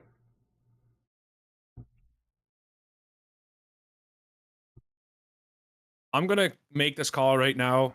Good old friend of mine, probably the nicest guy in this game right now, Penguin. I've been watching him play pubs and OVDs lately, and he's on his game. Frank he's playing good, man. So I'm gonna make the call right now that he's gonna be a good, strong infantry in this game. He's got the ability to be a game changer very easily. He's got the game sense and he's got the skill. In my opinion, he's one of the best players on that team right now. And also, obviously, we already talked about Z-Man, but GT, I think that he's good, man. He's going to be flanking. He's going to be swinging to O, getting the deluxe off, TBing back. He's going to be a menace in this game. And especially with his shot calling and his, his game awareness and game sense, he's going to be a really big player in this game as well. Isn't Frank French? He is. Oh, such a shame. Dude, he is honestly the nicest infantry player I think that I've ever talked to in the entirety of my time logged onto this game. No joke. I played with Frank for many years, all the way starting back in X. He really is. He's too nice for the rest of us. I don't know how the hell he ended up on this game, but I'm glad he did. Literally, he deserves better than us, guys. We need to do better for Frank. Hashtag do better for Frank. Looks like we're getting started here. 17 seconds on the clock. I'm not 100% sure if this is the go timer or if this is the sneaky ZMN timer. The ZMN timer. Yeah, the ZMN timer is fake, or it could actually cause havoc, and you'll have to restart a couple times. That's actually what ZMN timer does. I just want to say before this starts, good luck to both teams. And good job thus far in this draft league, season 1 draft league. You guys did a great job. Captains did a great job. Good job showing up and playing through with randoms that you didn't even know you're going to be playing with. Overall, in my opinion, this league was very successful, and I'm looking forward to these games tonight and future games. All right, the game is on. Albert, if you could lead the way here from him while I go to a double multi-base view while we get things going. Yeah, absolutely. So just starting out here in the first few moments of every match, basically teams are just flagging. There's 5 flags. You want to get as many flags as possible to get the upper hand. Obviously, everyone takes a flight pack or a hoverboard, and you go for flags. If you're not going to get a flag, then you're going to try to get some minerals for your team. You're going to try to set your base up super quick, and then the SLs are trying their best to get to the enemy, get set up, and just get situated. So there's not a whole lot of action happening in the first few moments of every match, but it looks like 7P got 3 flags, and then Care Bears got 2 flags. So starting out pretty good for GT and ZMN's team right now, but I mean, it depends on how long they can hold on to those. So it looks like we got an F4 base, and then we have the A7 base. So I mean, I seen ZMN's team playing in A7 last night. Hearth, you did as well. It wasn't their strongest base, so I think that the coin flip might have did them a little bit of harm here tonight. But we will see how Chucky plays it. Flair is infill as well, and we do have some action at A7 right now. Well, they chose this base specifically because they wanted to go against Chucky as JT. This is a harder base for JTs. There's more time with the JT and the turrets. It's harder to flag because the flags aren't all in one corner. But Chucky might be proving me wrong on the very first run. He did get in there, and they're getting good turret damage as well. And I just want to say right now, I don't know if Tyrael is swinging or if he's actually playing on that O. But no, it looks like he swung, which was a great swing. I mean, he's got over 100 damage done to turrets already. And just going to throw this out there. Sentries are down right now. So if they get the TDing out on GT, this could be dicey here to start. Flair switched back to infantry. He's no longer an infiltrator. So it's looking like it's back to power offense with the JT.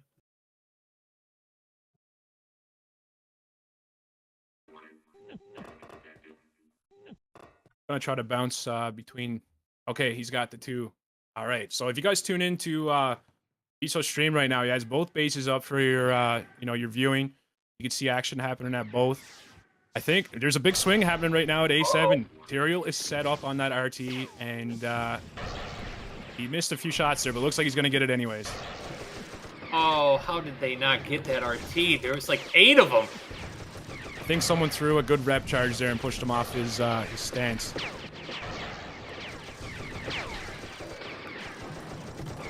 We've got Big the damage action over coming in here. already, though. Right. Rocket's yellow. MG is now green. Clap's doing work here in good position. The MG goes... Actually, the MG is saved. Great work here by the defense. See if they can save this MG here on the left side base with Colossal firing an RG, and they're trying to push out right now. It looks like there was another swing. As quick as Carrier Bears went O, they came back D. But I love seeing that, honestly. I wouldn't call that a turtle. You know, it's just a play. They went O, and now they're gone back D. So they did a ton of damage on O, and now they're just setting back up, and they got their 5 men back home. You know, getting ready to go back into A7 again. So already an action-packed game. I mean, we got the timer up there, almost 4 minutes in, and you know, there's probably 300-400 red damage done already. It's a game of swings so far, so you know RR users absolutely hating it.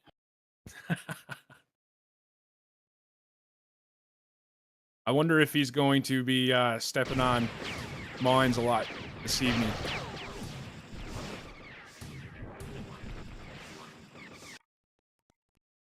Jaguar doing a good job of supporting with the EB here at E4. I think it's just because Angelus isn't here tonight.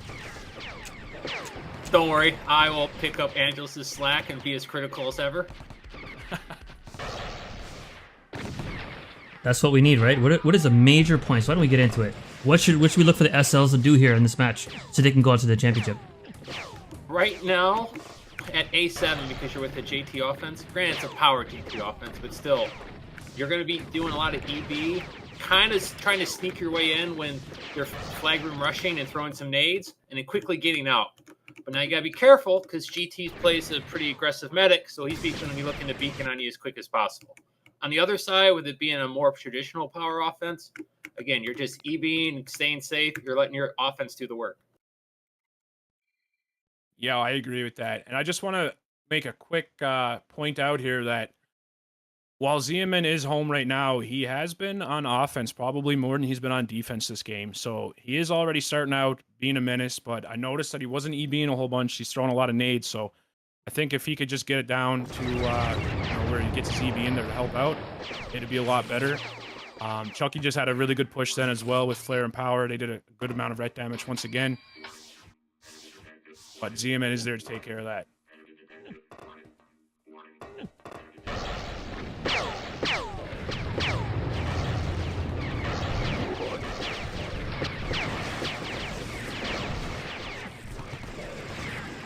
And both teams look like they're getting a little bit comfortable on defense. GT seemed like he died here at A7. While that was happening as well, Amok had a TV blink on Jaguar. Didn't get him to go down though, but he does have the O scrambling. But good job for Jaguar staying up there.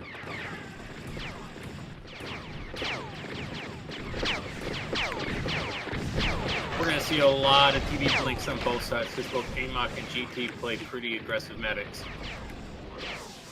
Now what I'm looking for here, guys, I've just momentarily here at A7, the 3 infantries are very organized, trying to do some damage and trying to wait for Chucky as they coordinate. So I'm guessing that their coordination here, as Zeman goes down, the rocket's down and the MG's red. This is not looking good for 7P's defense here. Chucky just missed that last RG, but great job. Cloakers. Players now infiltrator? Immediate switch to infiltrator. There's barely any turrets up, so the switch to info makes perfect sense. Keep the pressure on. Especially when you already great timing. Right, great timing. I feel like that's the experience coming in. There's only one turret that can stop Chucky right now and give him damage. And the sentry, if they can go sentry and out and kill GT, they can grab these flags. Shadow's taking a lot of damage right here too. He's low energy, and I believe he plays P6, so they just need to hit him with one thing here, and I think he's going to go down. Chucky's about to clean him up. All rets are red.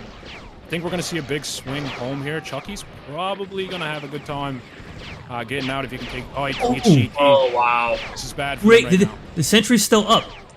Great RG by Chucky. That was a great RG, but that sentry already started the run at 130. It would have just Yes. taken a stiff breeze to knock it down. I'm shocked they didn't. Just a little bit of lack of communication there, but I think that they're putting on the pressure here, and I can see they're swinging home just a little more to give ZMN some time to put these turrets back up. I'm not sure how much tox he has. He does have the RT up. He did move it back this time. He said, I'm not going replacing that too many more times. It's going to end up like Burb. He's going to put it right in that top right corner.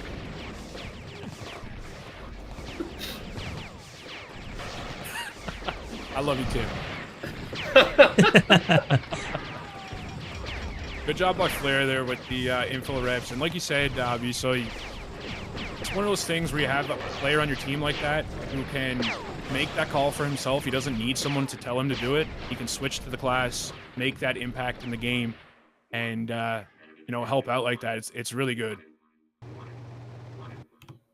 One thing GT's, and you should know this, versus an SL and a JT offense, you have to put your TBs really deep. Because for the SL, there's really not that much opportunity for them to push up. So they're going to play really far back. Your opportunities to catch them, slim to none. Right, but as soon as you said that, he did seem to be placing a TB there at the bottom, but it might have been too obvious there. With spec info in an organized game, you kind of have to take the chance that everything's going to be obvious. Still got to do it, though. Right.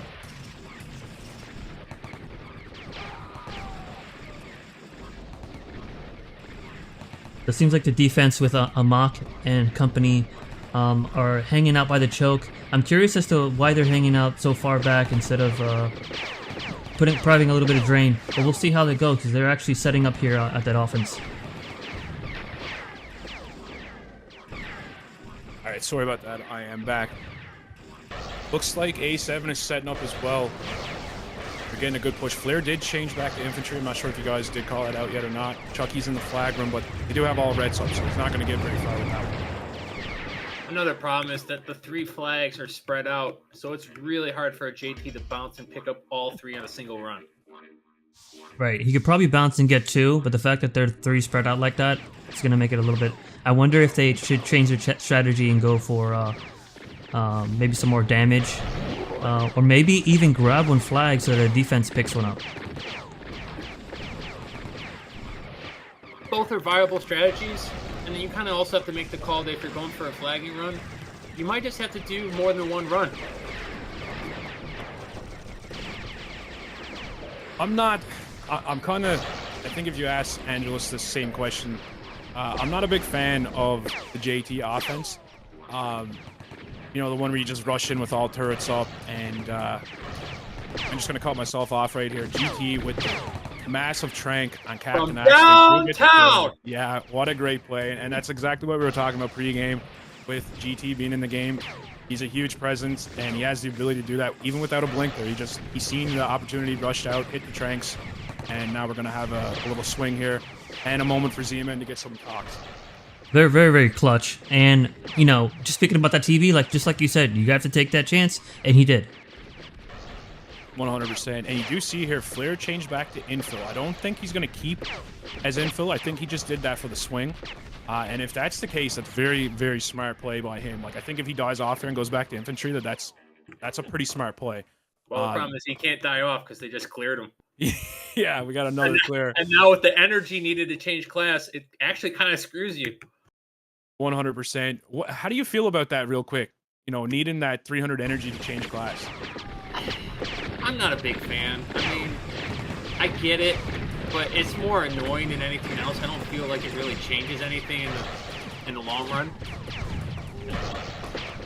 Right, because you have to wait, your 8-9 seconds. I don't know what the official timer of the death timer is.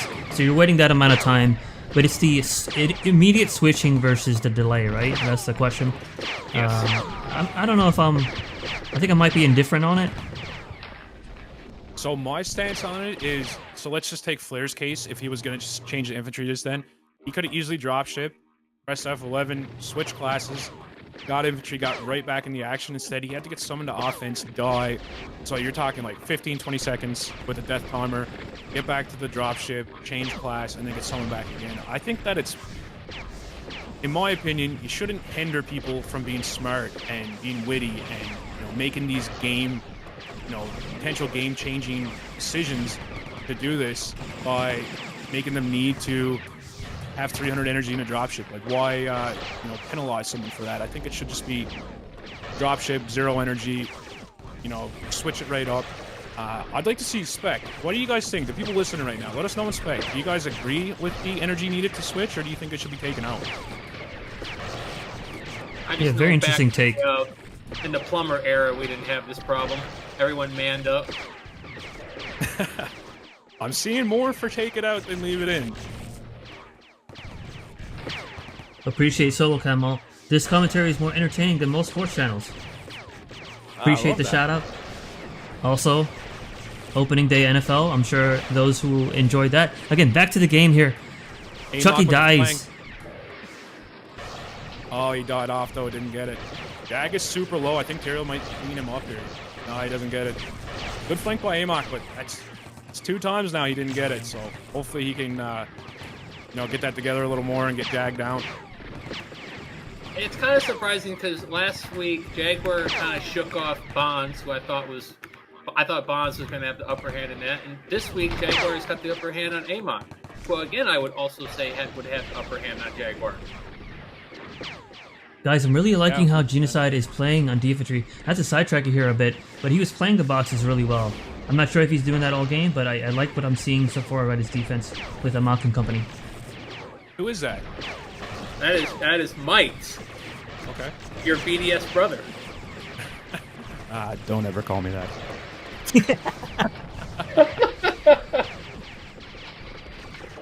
It looks like we have a swing here at A7 again. We got Tyrael just about to set up. He's probably going to take out that back MG here by the looks of it. There it goes. Smart play by him there, going for the MG first. A lot of heavies don't do that on offense, and it really costs him. They try to get the RT first for some reason, and it just doesn't make sense. You should go get that MG first.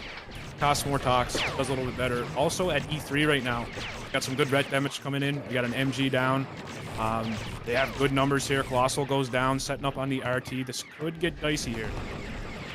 Al, what are your thoughts on that plasma at A7? Like personally, you wouldn't see me doing that, but why? I mean, come on, just say it. Zeman does some stuff, and not really many people know why he does it, but I think he has. Say it. That's a good question. Designer asked a good question. Would Verb do this? You might see Tim do that. I've seen stranger stuff. We got another Guys, good push today, Evan, though. Talking about stranger stuff, the MG is at 13, and I have not seen this MG go down. Is it bugged? RT down. Yeah, are you looking at... Yeah, so that's not on my screen. That is gone. So I think it's bugged on your screen. They have the RT down, and the back MG is red right now. And it looks like they're swinging home. We got Flare home, Power home, so the 2 OMs are home. That was a really, really good push there. And Genocide goes down to the mines that were not even half underneath that ammo. Makes you think there.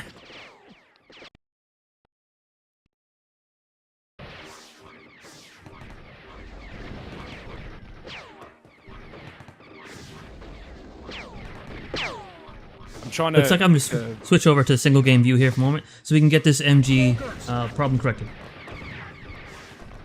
Yeah, you might just need to refresh that. We got another strong push here. Looks like it's a swing, actually, at F4, E4. Flares back to infill to push him out. He goes down.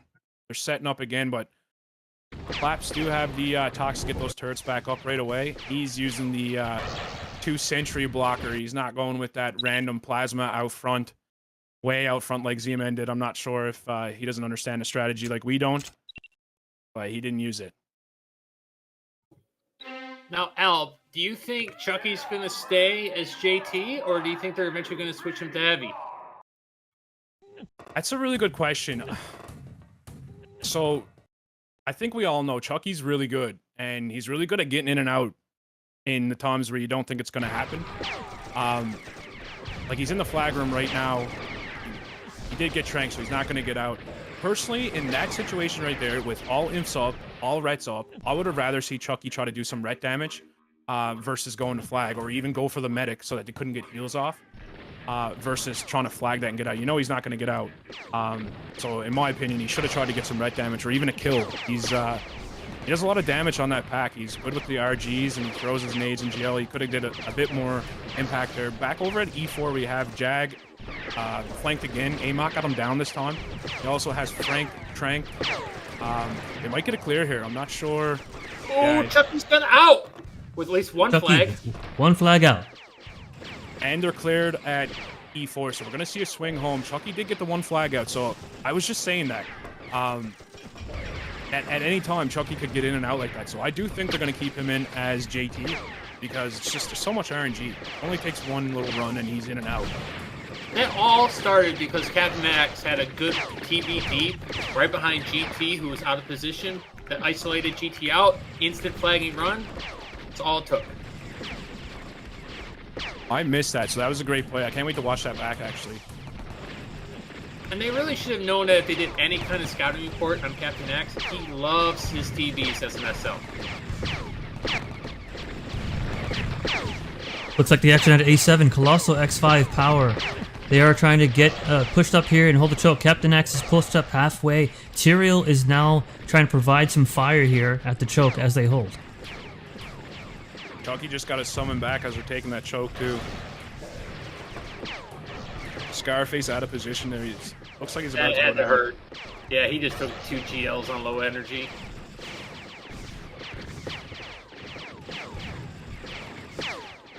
Looks like 7P is trying to set up again here at enemy.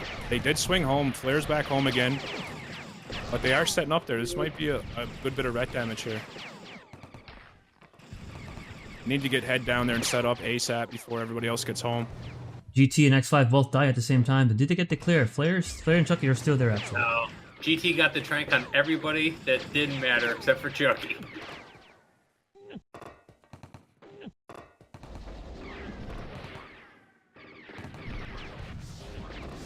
Strong push coming back here at A7 as well.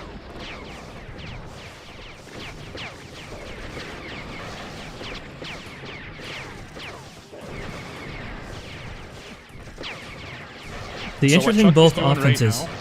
Go ahead. What Chucky's doing right now is what, in my opinion, when there's full 5 defense up, all Rets, is what the JT should do. Like, he just did a ton of damage to that defense. Didn't really get him too far because they swung home. Not sure why they swung home. I don't think there was that much pressure. But they did back off there when they had that choke. So another TB by Captain Axe. And that's probably why. And then it goes down. So does Captain X. Oh, Let's see if Power X. Alright, let's see if Power and X5 can hold a little bit. It looks like they hold it down. Power goes down. And Flare is there. So we'll see Captain X regroup here shortly as Chucky also gets summoned. It's like both offenses are setting up at the choke right now.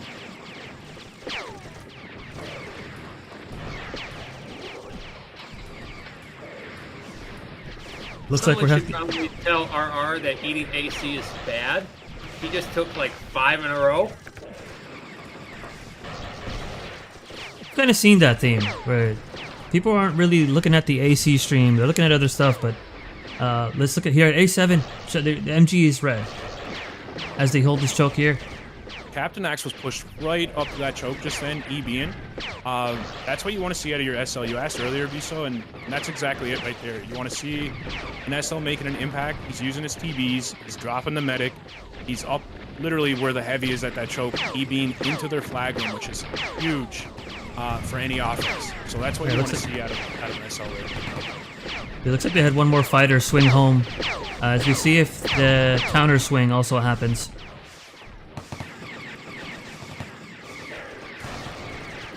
Does ZMN realize he doesn't have a sentry in the flag room? And GT's down. Flare touches deep. And nothing comes out of that. There's not a second sentry up. That could have been very, very bad for them. No TD up. I think Chucky got the kill on GT at the corner there. And he was going for those flags. Unfortunately, he didn't get them, but that could have been real bad for them. Oh, and Chucky just killed left is with G9. Uh-oh, GT's the Oh, last and man Scar. up. So this is the perfect time for Chucky to get in there and that, that whole team to get in there. You're going to see a little swing home, I believe. But this could be bad for them.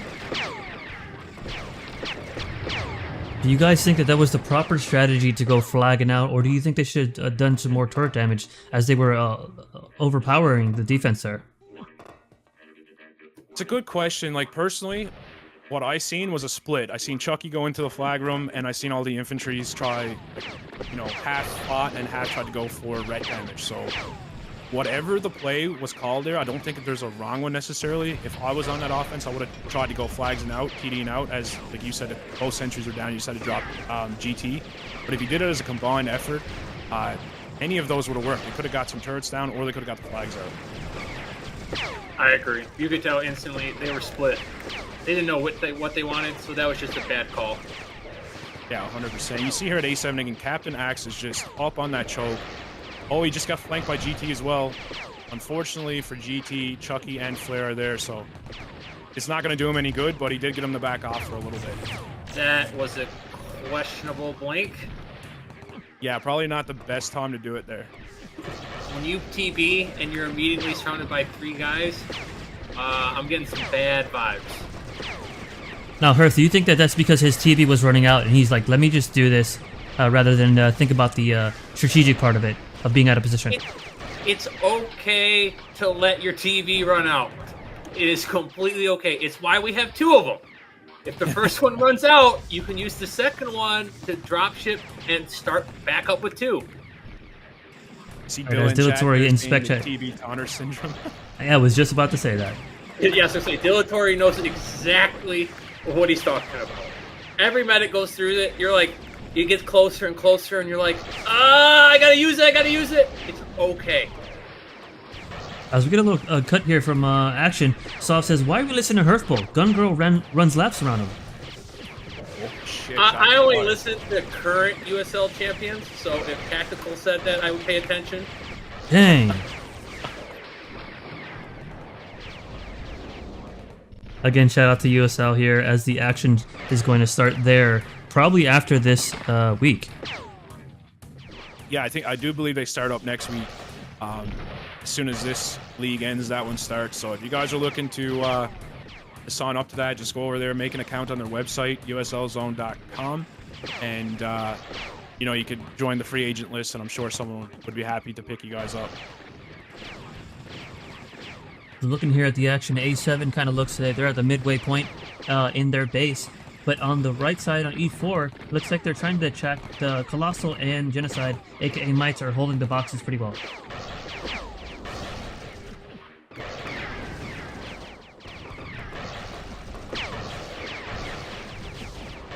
Colossal's not having a bad game. He's a USL player as well, coming over here. And, the defense is holding, so he's doing his job, and it's good to see that. Got some really good red damage coming up here. Chucky, unfortunately, eats an RT there. But, they're doing good up there. Got Captain Axe way back. I don't know if they have spec info on a TB, perhaps, but, oh, yeah, there it is. So he played that perfect. GT just blinked down on him. Oh, I think Captain got the here. Yeah, that's going to hurt. Oh, yeah, there you go. They also did get an MG down and did probably another 120 damage to that RT. One thing I've noticed is ZMN has not had a chance to make an impact on this game, other than mining and repairing turrets. That's it. There's been no EP. There's been no haywires. Right? Is that because of the base selection? Happening at E4 as well.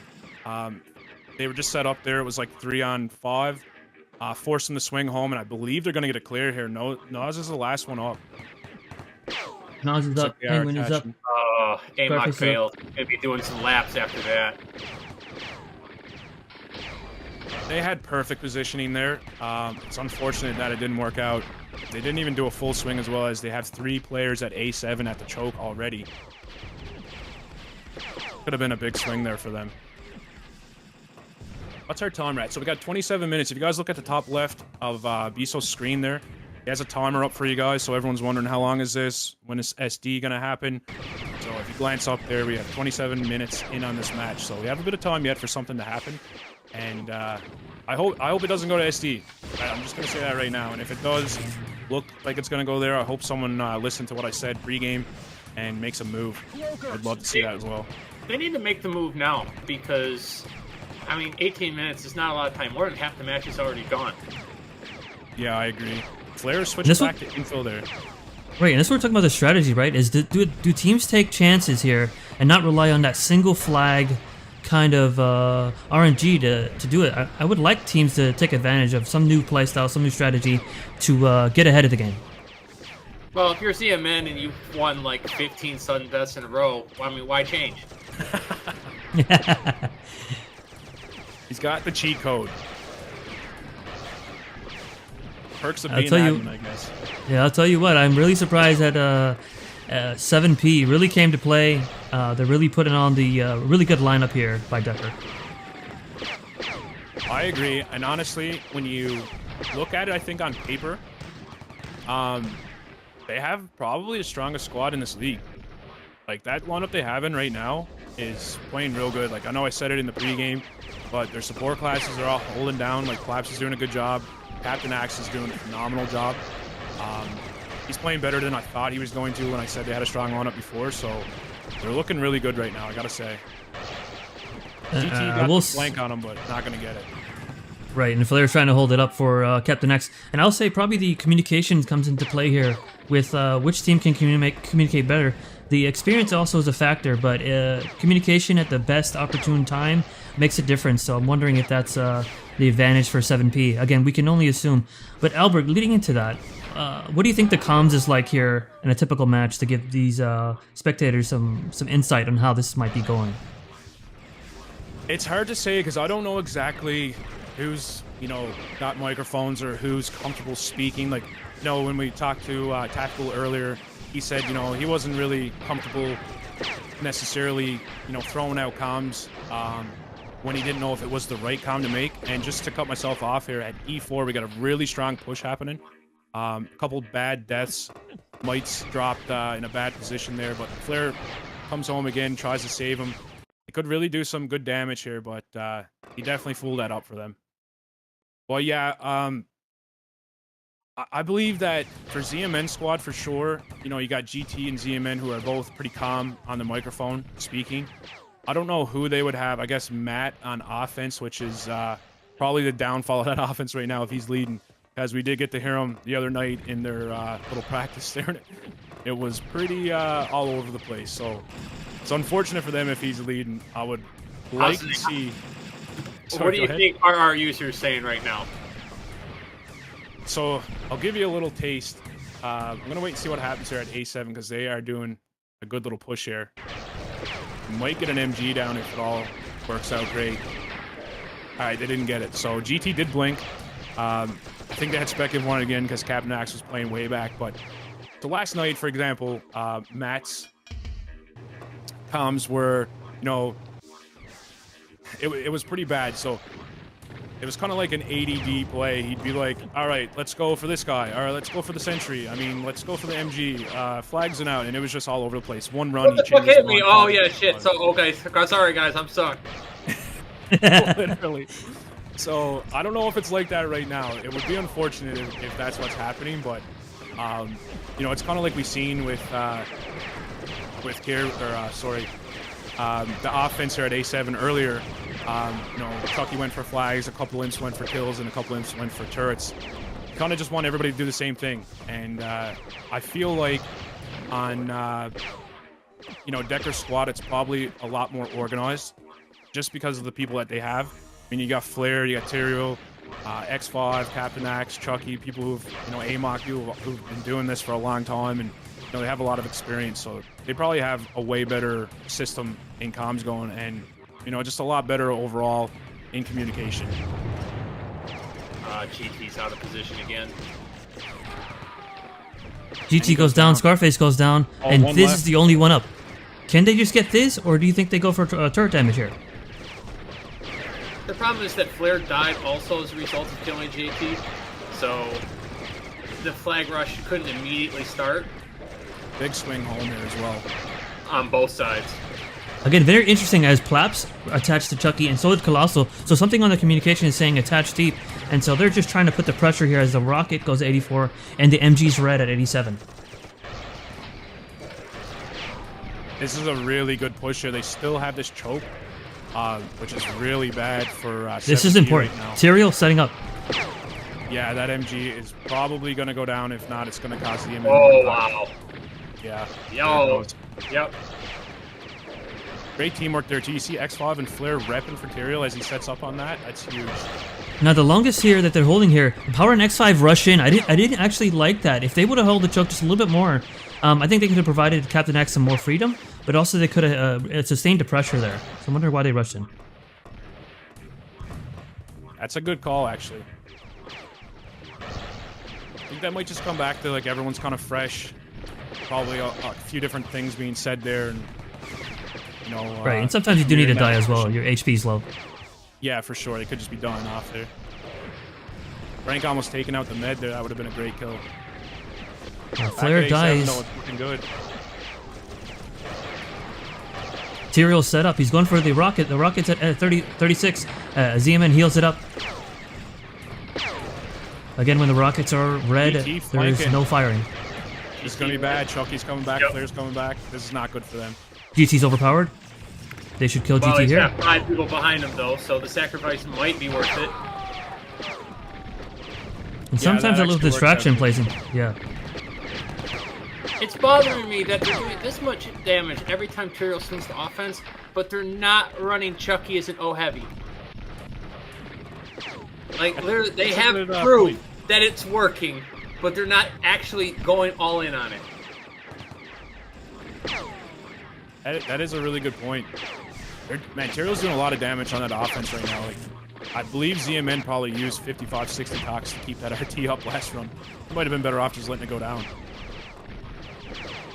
Yeah, how effective is the Infiltrator, number one? And number two, are they going to switch it up here? And Tyrael is definitely a D-heavy, right? So he's definitely swinging constantly here. Yeah, he is. Big swing home again by 7PC here.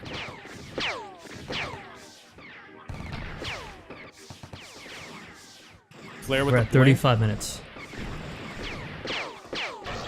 Oh, he's keeping GT down. Great play by Flare. Oh, GT with the panic blink? Okay. no other option there. No other options, yeah. Oh, this is not good for 7P right now. Collapse is swung. Shadow goes down. There's another Captain big X play happening at E4 as well. Flare swung home to help him out. So RT almost went down. Fortunately, they couldn't get it. 48 HP there. The other team, it seems like, taking advantage of that surprise attack there, as that Rocket at E4, E3 was definitely going down. Didn't expect that one. Yeah, they had a good setup there. Unfortunately, Flare did swing home and went after the SL. 2 imps turned around, which probably didn't need to. It comes back to that communication thing. If 1 imp had to turn there, would have been, you know, all right. And it forced Head to get pushed underneath the boxes there, so he couldn't finish off that RT. But had that imp had stayed down and just turned 1 back, they could have got that RT easily, I think. Captain Axe with a big blink again at A7. Again, Head setting up here at E3. Momentarily, I just wanted to provide action there because the MG goes red, and the Rocket is taking some crucial damage right now. Big play here. 7P. Flare went back to infantry finally. It's probably not the good time to do that as they were getting some good ret damage there. Fortunately, they couldn't capitalize, couldn't get any turrets down.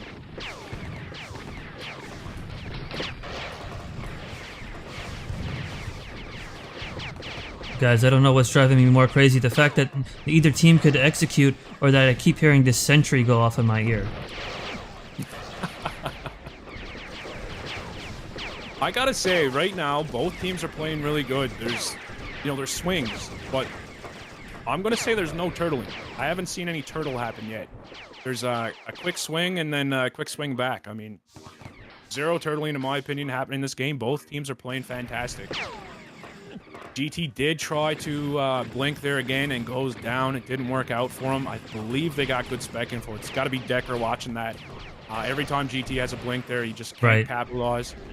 Got some good ret damage happening again at F4, E4. MG's about to go down. It does. Collapse is down. RT is looking like it's going to go down. This is huge here. If Nas can get down there. And oh, they dropped Colossal. Amok, the only one up at F4 right now. They got to get in there. Head's about to take out that last MG. They're going to have to swing home. Push more. Let's see if they swing more there. As just the MG's the only one up. Yep, that's a full swing home. Yeah, and you Where's see the counter that 7P didn't swing to offense there. I mean, they had all of A7 pushed out. I think it's another communication thing there where they could have swung a few players from D and probably took that over. Amok was the only one left up the flag room there. This is such a shame. They did so much damage, but because they were too late on the counter swing, wasted opportunity. Yeah, 100%. Talkie with some clutch RGs. We only got about 7 minutes left here before sudden death as well. That could have been it. That could have been the play there that 7P needed to take that. Again, the winners of this match, as we should be determining a victor here in the next 7-8 minutes, is going to go on to the championship match. Will a team do something now to win before SD hits, which is basically RNG, one flag, and you get to hold your base? Have we commented on the fact that Head's using MMLs and O heavy? I did not notice that, actually. I seen a comment in spec that someone said SD's at 60 minutes, but in this match, sudden death is 45 still. We got a big push here again at E4. If they could capitalize on this, looks like they might get an MG down here. Oh, they swung the D heavy as well. Chucky might get out with these flags. Chucky hits the flags. Chucky has 2 flags, so they're gonna get out. Oh, he hit Looks like a Trank. great Trank. That was clutch. Clutch strength by GT. We've been talking about him all game, the moments he's been doing, but that saved his team. 7P doing a lot of ret damage here again. Force some claps to set everything back up. Then he almost get an MG down again. He burned up at least 30-40 tox there. We got Amok with the blink on Jaguar. I'm not sure if he's... No, he's not going to get the clear there. They have people attaching. Now, ZMN is holding the flags. Could they get some splash damage on him? Also, he's not going to be able to heal these turrets as effectively being up front. Really good push here again. Looks like they're going to get the RT. ZMN is kind of low. He's taking a lot of splash damage. Oh, bad flag drop. Oh, that's a not horrible good. drop. ZMN actually he TKs his pushed out. MG. He pushed out there to try to get the RT save and drop the bad flags. How do you feel about that, Earth? It might not be that bad, at least right now, because as a JT, you still have to go in, bounce in order to get out. But if it comes down to 10-man defense, that's going to be tough. I don't know if we can rely on bounces, guys. We've seen what happens when a JT could bounce off a wall. They could actually get stuck. We've seen that last week. We probably won't see that again. It was probably just a funny meme moment. But here, as pressure goes on, we're at 4 minutes left for sudden death. Until, rather. Looks like both squads are trying to get organized here. 7P's pushed way out. Might see a little bit of a swing here. Yep. Genocide swung, but he did die. 7P is about to set up. So is Care Bears. They might be going for that flagging out right now. Look, he grabs the flag as he bounces off. He bounces away. And he looks like he's coming home. Excellent play there. So I'm going to say, Hearth, those flags being there definitely helped him get in and out pretty quick there. He made that look good. Something that a lesser JT like Kev would have done. This is huge for Care Bears right now. They got 7P kind of scrambling. They're pushed out past the boxes right now. They're not out of the base, though, so they do still have a chance here to get back in, but it's kind of scrambled. They don't have very many people there. They're still fighting. I do like how they are pushing up as much as possible, at least with Genocide pushed up. Let's see if ZMN and Scarface hold this choke, as they have now Decker's Infiltrator, Flair's Infiltrator. Yeah, I can't see them. We got Head as JT. They're pushed out way too far, though. I mean... This is going to be tough. 30 seconds. Yeah, there's no way they're getting this being up that far. Decker's right there. He still has another rep. Flair's back now as well. There's just no way they're getting this. Head is JT. Head goes in. Head gets bounced off by the boxes. Albert, take us home here for the last 20 seconds. There's not too much to say. They're going in one by one here, which you hate to see, but it's been a scramble since the 10-man. I don't think they're expecting Chucky to get out that fast, but, I mean, they have both infills up at home right now. They don't even need them. Didn't get it in there. If Chucky's not the MVP here, I'm not too sure what Decker's thinking, but that was a fantastic game. How long did that last? We have 43 minutes, so 2 minutes before sudden death would have happened. Both squads literally played a really good game. You know, congratulations to both squads for putting on that kind of performance here in the semifinals. Unfortunately, 7P didn't have what it took to get out of there. They had a couple opportunities. They're about the 37 mark. I mean, they should have had that. With a bit of communication, they could have got out. But, you know, I got to say, Care Bears literally played that perfect. They had them scrambling most of the game. They have a really strong squad. They work together really well as well. And, you know, congratulations to them. They go to the finals right now against Fangs Out. And that game is at 10 p.m., so it's in about 10 minutes. I believe Fangs Out is going to be the home for that match. I'm not sure how Zeman is doing, if he's doing a coin flip again, but I'm pretty confident in saying Fangs Out will be home for that match. Well, he's not playing in it, so he's got plenty of time to think about it. That was a great match, though, guys. And we're actually, I mean, for me, I'm glad it didn't go to sudden death.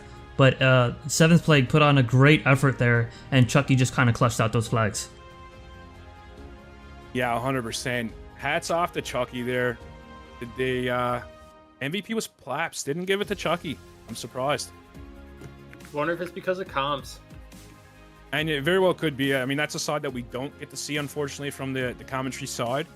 It would be kind of cool if we could sneak in there and give you guys the comms and, you know, get a bit of that for ourselves. But unfortunately, we didn't get that. I mean, Plaps didn't have a bad game. He kept the turrets up. You know, he was swinging the offense a couple times as well. But, man, I got to say, Chucky did a lot there. Between the G9 and taking down GT a couple times, getting out with flags twice. I would have gave it to Chucky. I don't know how you guys feel. Yeah, I think I'm going leaning towards Chucky. I think that it's interesting that Plaps got MVP, and I think that, you know, some stuff that we don't see. Plaps is a solid engineer, massive experience on his end. So there's probably no gripes for him to be MVP, and also he did save turrets quite a few times. But I do feel like Chucky put more pressure on the other opposing team. Yeah, I don't know. I'm going to stick with the Chucky on that one, man, 100%. To get out twice with flags, and, you know, he had a grip on that defense the entire time. He was getting the nades to land and, you know, just honestly messing with GT a lot, putting the pressure on. The G9, too. I mean, he's got double kills with the G9 multiple times to open up a strong push. I personally would have gave it to Chucky. That's all I'm going to say there. He had an amazing game, not to take away from Plaps or anyone else on the team, but I think without Chucky on that team just then, the outcome would have been a bit different. We would have seen a sudden death. I was looking at player PM, scores. Go ahead. Not to cut you off, but I think that I got a PM saying that Ace might do a server reset to help with lag. I'm not 100% sure if that's going to happen, but that's just the private message I just got. So that could happen. So if you guys disconnect, that's all it is. Ace is just going to do a quick restart if he does it, just to help out with lag issues. And while that's going on, no worries. If we can look at there was a request to look at player scores, and I know some players have left the arena, but looking at the previous match, Shadow with 65 kills, Tyrael with 53 kills, Colossal 43, Power 34. Of course, Flair with being Infiltrator had 20 kills and 69 deaths, but that's to be expected. What do you guys think of the players' performances? I think it's to be expected. If anything, it was nice to see Tyrael not do his normal 30k self, and he contributed a lot to his team's success. I'm going to shout out a couple players here right now. Colossal, 43 and 34 on defense for Care Bears. This is not his zone. He's from USL. He had a great game. He had a couple bad deaths. I mean, everybody has those, but he held his own. And also, Nas, 43 and 36. And he was on 7P's offense. So, I mean, he had the exact same kills and deaths as a D-Inf. I mean, he had a fantastic game himself, also from USL. So these guys are keeping up with, you know, people who've been playing PL for, I don't know, 10, 15 years. So, I mean, good job by those guys for sure coming over here and showing that, you know, they're able to do it as well. And just a heads up, the server has been restarted. So if you guys want to relog,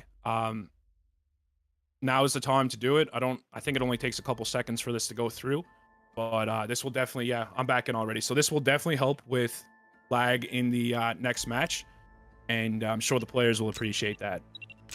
That is something that we were going to talk about with Axie, and unfortunately we didn't have the time to do it, but maybe after the champ match, I don't know if Ace is going to be around, if he could come in, maybe just explain to us why this is happening. You know, is there a way to stop it from happening? Is it just a server upgrade we need? Is it a money issue?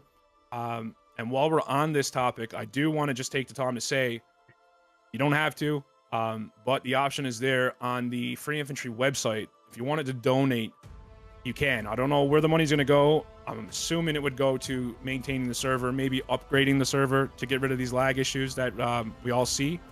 But it would be cool if we could get Ace in here maybe later to touch on that, and you know, that is there. So if anyone wanted to donate to the cause, wanted to see, you know, a little bit better of a scenario going on, there is a donate option on the Free Infantry website, and again, I believe it would be going to maintaining and upgrading the server.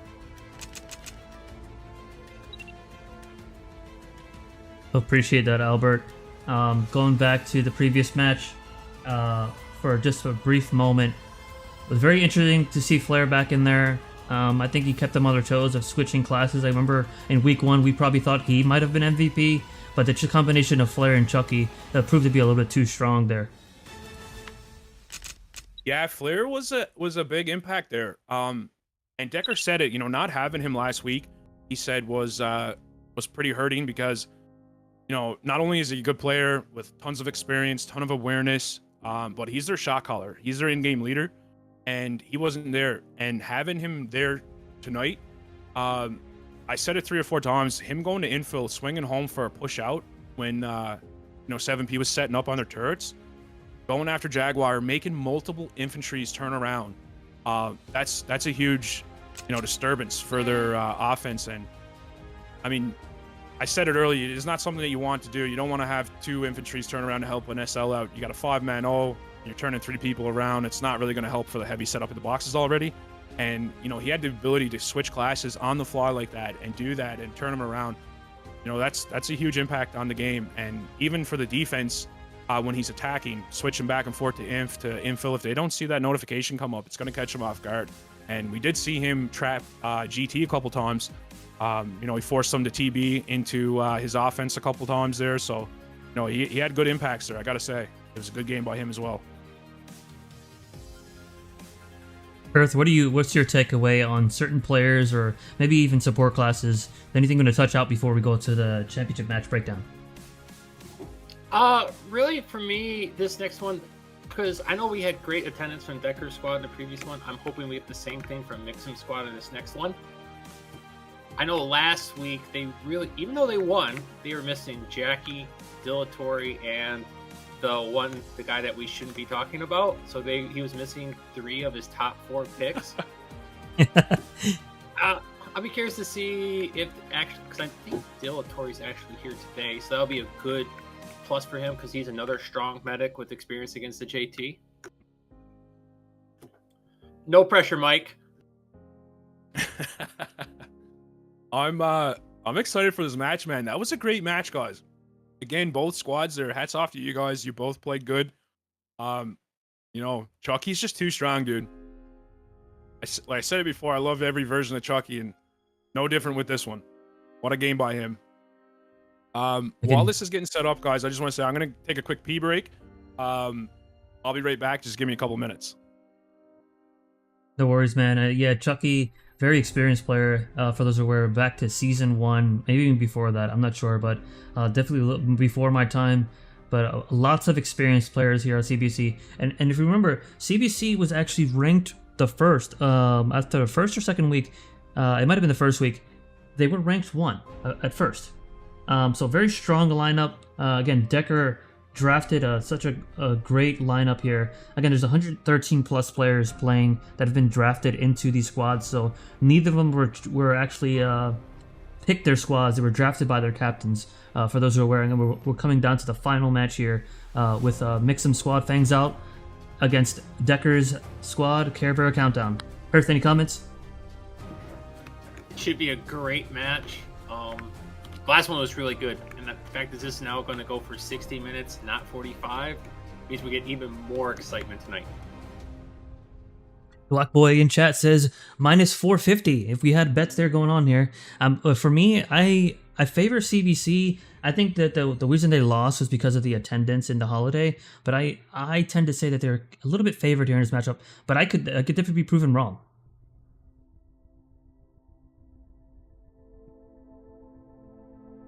We're waiting for all the players to be gathered up. Again, we reached like 90 plus players spectating or playing in the last match. So again, great attendance here.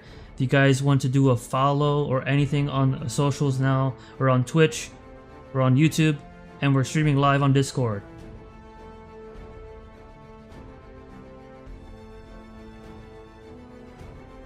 Chris, what can you expect out of the support classes here? Or is there anybody in particular that you're looking forward to watching? I'm looking forward to watching Dilatory. Hopefully he really shuts Chucky down. But I'm also looking forward to seeing Mixum. Mixum's a great player all around at all of the support classes, so whichever one he picks, it's always a pleasure to watch. I know ZMN really didn't get a chance to shine last game because he's pretty much mining and healing his turrets, infinite style. Hopefully Mixum's defense gives him a little bit more wiggle way so he can actually show off some of his engineer moves with EV and Haywire, the weapons that he should be using. Right, some interesting, with Fangs out, I do seem like I wonder if they've been practicing, but they haven't played in a while, or maybe I'm just like misremembering. But they definitely had to sit all today to kind of watch up until now till 10. So they've been kind of just keeping their eyes on the on CBC, and we'll also see how many spectators they have, because that could prove effective to see. The spectators on CBC did kind of help them out there last match. Yeah, you could tell the spec info was pretty much spot on. GT really did not have a chance to do normal GT things. So hopefully Mixum shows enough people where he also has stellar spec info this game. Captain Axe was really doing a number last game with his TVs on GT. Every time GT went a little too far out, Axe was right behind him, maybe with an Owen with him, and instantly punished. And interesting, I'm not showing the player list now, but there is a player in spec that has a very interesting name here. Revenge. We don't talk about that, man. I don't know what you said. I don't know what you're talking about. Yeah, it's like Voldemort. We'll definitely see what lineups we have here as the match is still going underway. Again, freeinfantry.com. You can download the game. Please support us if you can. These guys are doing great work and putting on these events. Again, I'm just here having fun commentating, but again, there's players and staff that are putting in a lot of work to get this stuff going for us. We're definitely going to be taking a break after this championship match for USL to get started, and then hopefully have Season 2 of CTFDL. And you never know what comes out. Maybe a PL will come there at some point. But at the meantime, definitely looking forward to having another season. So far, Hearth, what have you enjoyed watching this draft league so far? I gotta tell you, for me, a lot of it's nostalgia. Just seeing somewhat organized teams playing each other, and you kind of see, I've sat in on a couple practices, which was nice to see. It really brought back a lot of those memories of the things that I think a a lot of us came back for. Just like these are the reasons that we play this game and enjoyed it. It's the community, it's the practice, it's the competitiveness. So hopefully more people join, more people actually learn, and accelerate their progress to becoming talented in this game. So we get back to real 8 squads of talented players. Yeah, the nice thing about this, for players that are playing other games, the matches can range anywhere from 5 minutes to 30 minutes, but it's definitely a quick action. Very entertaining. There's multiple classes, so hopefully we can get some new players also joining in. Again, players are now beginning on spect, as we have a mock-in Captain X, Chucky, Colossal, Decker, Flare, Tyrael, X5. And on the other side, we have Andro, Exodus, Dilatory, Jay, Maniac, Meep, Mystic Gohan, NY Mike, Jones, Planner, and the Korean. I just got back, fellas. I caught what Hearth was saying there at the end. I just want to say something real quick. I was had the pleasure to speak with old friend Silly Wanker last night, and to touch on what Hearth just said about being involved in a couple squad practices this weekend. I had the pleasure to be there as well, and when I was talking to Silly, he said something that I would have to agree with. He said he missed having squad practices.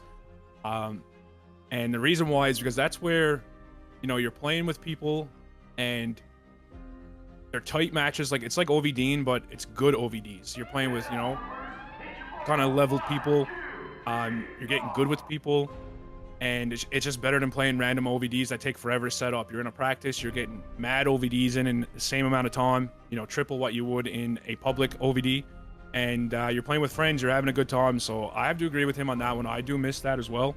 And I hope that, like her said, we get back to 8 squads and we get a PL going, and maybe some sort of salary cap system like we talked about earlier. But I think that would be good for everyone, good for the game. I think that'd be very interesting. Shout outs to Silly, very experienced player. Lots of experienced players that have returned, but shouts out to Silly. But it would be definitely interesting to have a salary cap PL season. I think that would make things interesting and more fair, if that's the proper way to say it. But again, we have 10 players on spec on both sides. How do you guys feel about these lineups? I want to know why Mixum's in spec.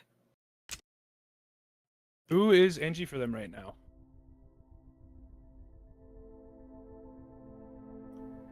Korean? It would be the Korean. Yeah. I mean,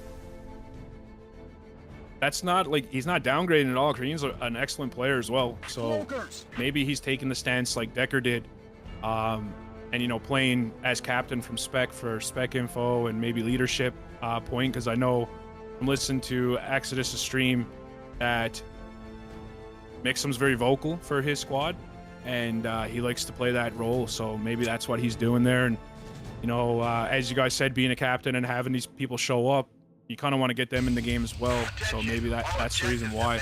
I will say one thing, looking at these lineups, on paper, I feel like CBC just have it. And not only on paper, but coming off that victory, 43 minutes, Chucky flagging them twice, the high that they're on right now, I think just with the adrenaline and those feel-good vibes, that it's going to be hard to stop that squad right now.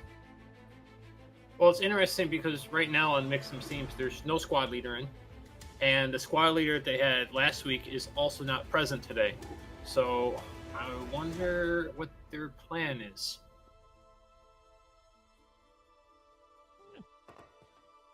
That looks like is 3. a good call.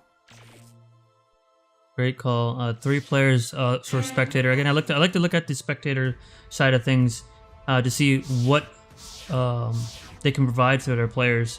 Maybe the other team just doesn't have their players on the team spec. It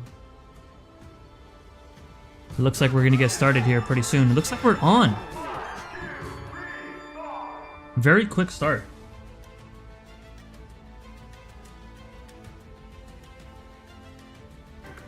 Dilatory took too long to get out of the dropship. He bounced his hoverboard like 5 times. His ranking's going down. All right, And so shout teams out- are off flagging. It looks like they're going E4. Korean's about to set up there. Dill is coming in there as well. Ooh, this is interesting. Are they really going to run a D heavy at A5?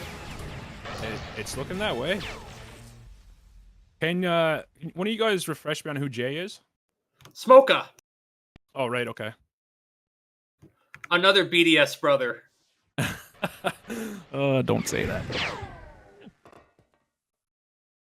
Looked like they tried to, Fangs out here tried to set up pretty quick here like they did last time. If you guys seen last week, they did the rush O. Tried it again here, but it did get shut down pretty quick, and it looks like they're on the verge of getting cleared right now. They only have 2 players up. Flares on the flank as Info again. Not looking like a good, strong start there with that push, but I do know what they were going for. Same thing as last week. While their home is untouched right now. 3 flags to 2. Pretty typical start here. Looks like they just subbed out Meep, who is their JT, for Rue, who is their SL. I'm not sure. Was he late coming? I don't think so. I think it was probably their starting strategy to not have the SL in at the start and rather run a JT for flagging. It's a ballsy play. It's a ballsy play. Another ballsy play is having Mixum still in spec. Yeah. It would be good to see him in this, especially being the championship match. I'm getting PMs saying that switch appeared to be planned. So that whole thing, maybe they were going for like a 5-strong offense swing right away to try to get some damage in and just shake things up. Unfortunately, it didn't work out in their favor. But both Ds are looking pretty good right now. It's really Care Bear's first strong push here as a full team. They're kind of spread out a little bit, but I'm excited to get Chucky in this base. I want to see what he's going to do here. It's going to be interesting because they have Smoka playing DF, and he's always been known as being an OM player. Very strong OF player, so hopefully the transition to D isn't that difficult for him. Oh, Dilatory, what are you doing? Oh, this is looking pretty dicey here at F4 already. Oh, Dill goes down. And this is for Posty. And for the main event, the championship match of the night. Fangs Out versus CBC. Also want to say, too, that last game was 45 minutes, sudden death rules. This game is 60 minutes, so keep that in mind. You see the timer going just almost 3 minutes up in the top left corner of the screen. This gets to go to 60 minutes before we get the sudden death. And for those tuning in who don't know what the sudden death is, that is where all flags get taken out of the game and one gets spawned. I think it's 5 locations it could be. So one flag comes in random in one of 5 locations. And then just forces the game to be over and into a 10-man. So it's a little bit of RNG. Not a fan favorite in the system, but for Season 1 Draft League, I mean, I'll say it again, this has been a very successful season, so hats off to everybody, like Viso said earlier, ZMN and staff, and all the players who pitched in. I mean, we got a website, we got people doing power rankings, so it's really good to see. And we have a strong push here. Chucky's in the flag room for the first time this game, shaking things up right now. It's not going to get very far, but we're getting some good red damage in as well, so it's a good little push. Yeah, well, I'd like to add that the timer here on the broadcast is the unofficial timer. Again, it's a timer that we control on the broadcast level, but it's roughly around the same time. So not exactly accurate, for those that are wondering. Now, so Dilatory just laid a TV, but it's only about halfway up. I don't think he'll see Captain X with that. It's too shallow. Captain X is going to play way back. By the time his offense isn't a lagging dying, he's already going to be way at the top, so that TV is going to get nothing done. And in saying that, Captain Axe actually had his own TB, gets in behind and throwing haywires in there, shakes up the defense. And he lives! Both the imps go down. This is going to be a good red damage here. Oh, Korean goes down. Not good. We're seeing a swing here, I believe. Jay came home. Again, there's pressure by CBC, and their experienced players proven to help them right now. And Joe gets it on Captain. I don't think he's going to clear him. Oh, he's going to clear him. Yes! There you go. Good job, I can see Hearthful's excited. Dilatory is playing awesome right now, and we should see these swings happen. Let's see, it's also where they swing, right? So if they swing all the way out, then sometimes that swing isn't as effective. Yeah, it didn't work out too good for him there, but nonetheless, that's a great move. You know, coming from the squad that I said doesn't look as good on paper, they get the first full clear and swing, and you know, you love to see that. It's going to be tough because Flair's going to keep switching to info back and forth all game. Yeah, it's definitely going to shake things up. Decker's also in this game. Both teams have 3 people in spec right now on their squad, so they do have spec info still, which is one of the biggest things. Like I said before, pretty much 80% of winning a game is good, strong spec info. But we do see squads are going back to 5v5 right now. Got some flags being held. Dilatory going Super Saiyan there. I don't know if you guys missed it there, but he was able to, I know Hearth loves this, but he was able to stop the JT flag, and then he went out and pushed and got the 2 infantry's trank by his defense some time. Yeah, Dill's a strong medic, man. I had the pleasure of playing with him one of the last seasons that I did play in CTFPL, and he's a good medic. He's very aggressive. I love playing with him. I'll put him up there with GT for, you know, people who I enjoy playing with. They're both like very aggressive, strong medics, and I love it.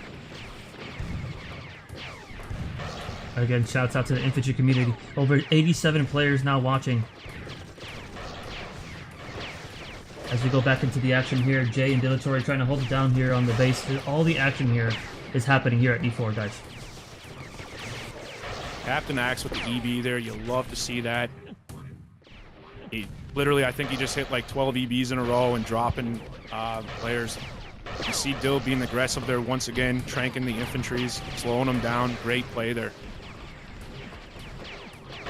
Great hold by this team.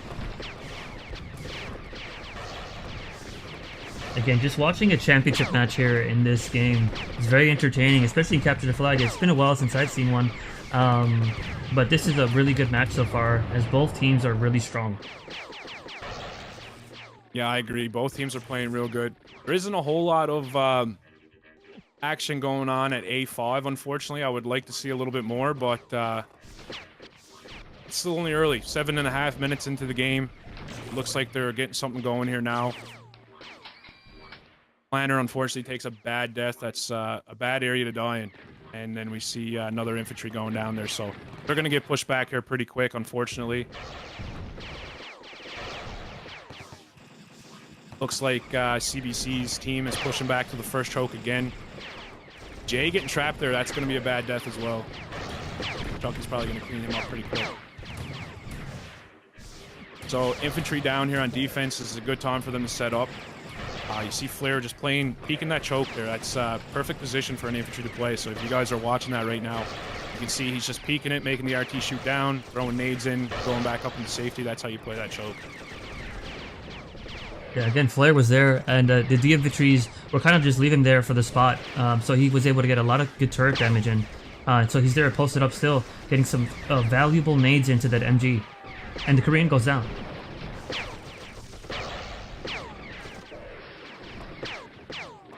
We got an MG down, RT at 33. Unfortunately, Power couldn't get the nade off. Point blanks it there. RT at 33 though. Korean back home. I'm sure he's gonna get those heals off. Good strong turret damage. Constant pressure here. You see by Care Bears. That's what they're gonna need to do. They're gonna exhaust the toxin resources, and then it's gonna be a little bit too late. Chucky's probably gonna get a good flag. That's how I see this happening. I see a lot of swings, though, at F4. It seems like they're constantly playing with 6 or more on defense. Yeah, 100%. I believe Jay's been home more than he's been at enemy, and I'm pretty sure he's the one that's supposed to be on O right now. They're playing with 3 DMs and a heavy, so I'm sure that's why we're not seeing too much happening at A5. They're playing 4v5 right now, but I would like to see Care Bears pick up on this and maybe get their engineer, like Decker should be here EBing for them, giving them that extra support. I think if he was there, they're getting this much ret damage 6v5 here at E5. I mean, they'd probably clear this up pretty quick if they had that extra support. Yeah, I'm really hoping someone would be calling that on comms, like, hey, we're up against 6, swing 1. Chucky taking out the D heavy there with Genon once again. We've seen this last game. He's doing it again. They're going to storm this flag room here right now. They're gonna go for TD and out. Oh, Yeah, Chucky grabs the flag. oof. Oh, you missed that RG. Good play there, though. They were close. All the sentries were down, and Mike was low. Not a whole lot going on at A5 still. They're just kind of playing that first hallway. They can't get any further. Once they try to push, they're down a man. They just drop one real quick, and that's all that happens over there, unfortunately.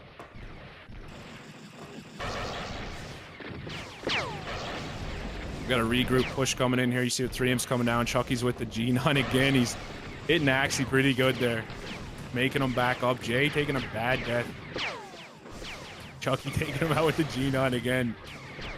Man, if he doesn't get MVP this game, I'm logging off. Never logging back in.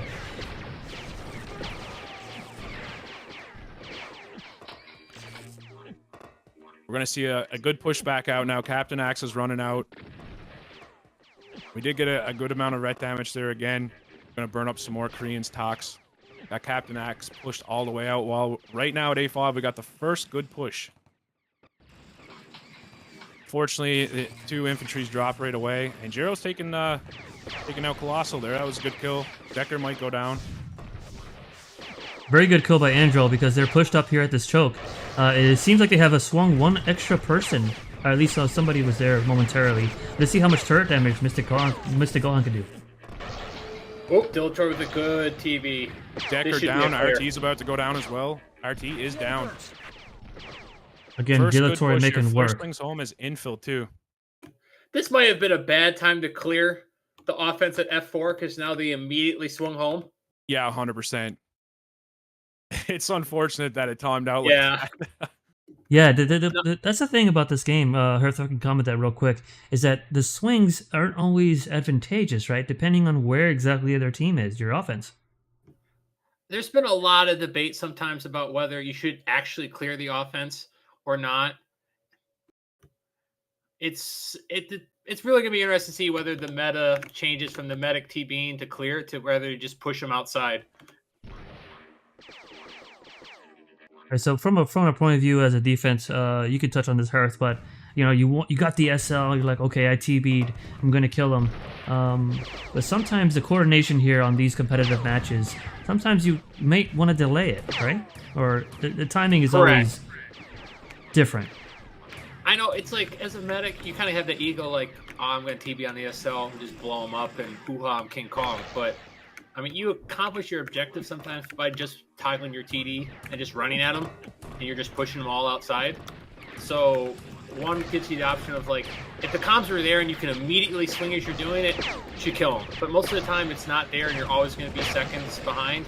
So it might as well just push the offense outside and let your own offense do the work. Right, and I would say it's a pretty advanced communication topic there. But Al, what do you see here so far in this match so far that's... Is any team being favored, or is anything that you like? So, with the exception of the last swing, Care Bears is doing more damage. They are having more success in taking down Rets. We do have another swing here. First time we've seen Decker in the E5 base. We also have Tyrael in there, which I love seeing. A lot of D heavies are not too quick to go to the enemy. But as we've seen last game and now in this game, Tyrael isn't afraid to do that. And when he does go, there's huge impacts. We've seen in A7 last game, he was taking down so many turrets, which made Hearth question why Chucky was still JT. So, I mean, he's got a huge impact when he swings. I want to see more of that. A5's kind of been stale. They did have that one good push. But other than that, didn't really get too much out of it. We see Chucky just went for flags again. Korean drops, so he lost his TB. They're going to push back out, but in my opinion, Care Bears does have the upper hand right now. They are doing more impactful plays, in my opinion, and they are getting more turret damage. So I'm not sure how you feel about that, Hearth. No, I completely agree. I'm just curious to see at what point Care Bears kind of says, you know what, we could probably almost win 4v5 on their defense and just perma swing at least one person. Yeah, 100%. And I mean, first, I want to say 10 minutes, maybe even more of this game, we seen Jay was actually playing at home. And if it wasn't Jay supposed to be home, they had 3 imps at home. So it looks like Jay's home right now in the 5-man. So maybe he was supposed to be the one home, but you know, they had 3 imps at home with a heavy, med, and engineer, so 6 total, which you know, they were still taking all that ret damage, and you know, couldn't push them out.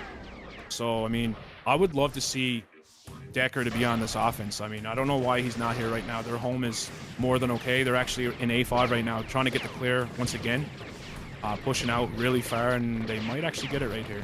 Yep, they get the clear, so we're going to see another big swing. So in my opinion, I feel like Decker right now should be on this offense. He should definitely have enough talks. That defense is strong enough to handle themselves, even 5v4 like Hertz just said, and he should be permanently there.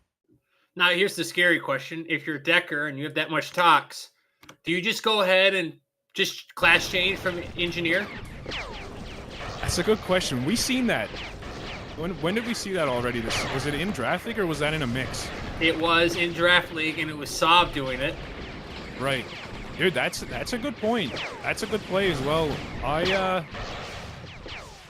mean, it wouldn't hurt if you got the macros and you can switch back fast enough. Like, there's no reason why he can't go heavy, swing to offense, and play that position that Terrio was playing last game. And that's assuming you have that player, that capability to have those macros set up and have a confidence in your team to do that. Not everybody can do it, but it's definitely an interesting take, and we'll see if other players start to do that going forward. Looks like they're still swinging home right now. I'd like to see them get back over to A5. They're still trying to push out right now. They're kind of not past the mid-level boxes there. I mean, I'm sure they want to get them up a little bit higher. We do see Decker is still on offense. Tyrael is also there. He's dropping people. Flare there, EBing. You love to see that. I'd like to see Tyrael get down and set up, but unfortunately he couldn't get there. Nice little manual flank there. Captain Axe goes down. They might get the clear here. That is the one bad part about F4. It is basically an outside base, so it's very easy to manual flank. Hell, some people go infiltrator and actually try to snipe the enemy SL. Oh, big kill there on the D heavy. Flare pushing in. Here comes Chucky. This could be bad. We got Decker coming in right behind him as well. If they drop the med here, no, they don't get him. Real good push there. MG goes down. Tyrael snipes that out. Great play by him. Again, every time he's there, he's super impactful.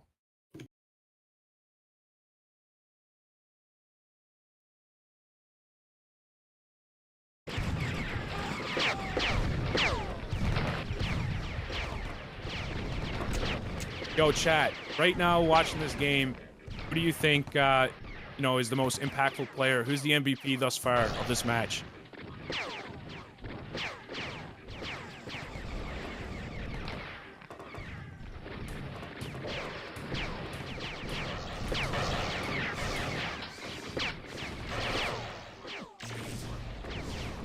Decker clutch. Got a nice strong push here again at E4. Chat is too engaged in their own comms. They don't want to participate. It's good to see that there's a lot of different options or choices that people are throwing out. Dilla can't miss. I agree with Verman. Dilla's playing a really good game. He had a shaky start when he scraped into an RG like 3 times in a row, but he's really pulled it back. I think he heard you.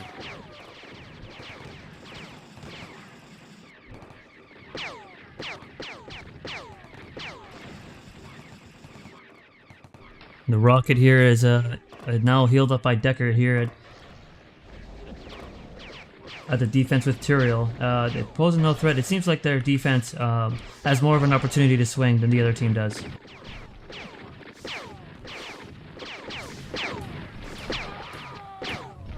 Sorry guys, I'm just catching up on some DMs there from the PL community.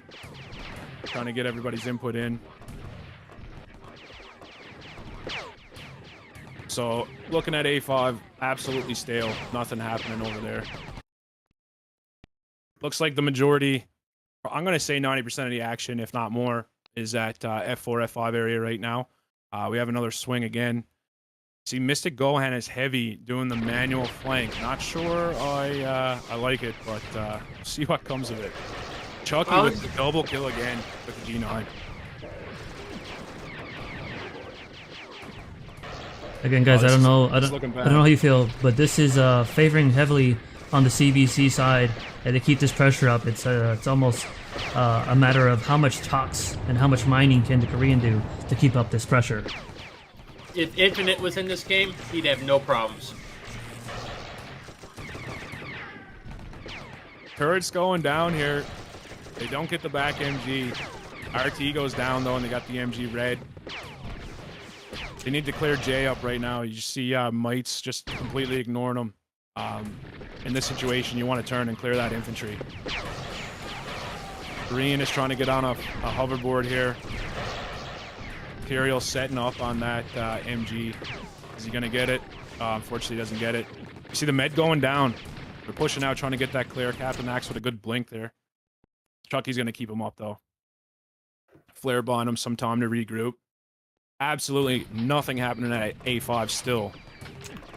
The biggest thing we see at A5 is it looks like Willie Wanker has been spec'd and Mixum is now in his SL.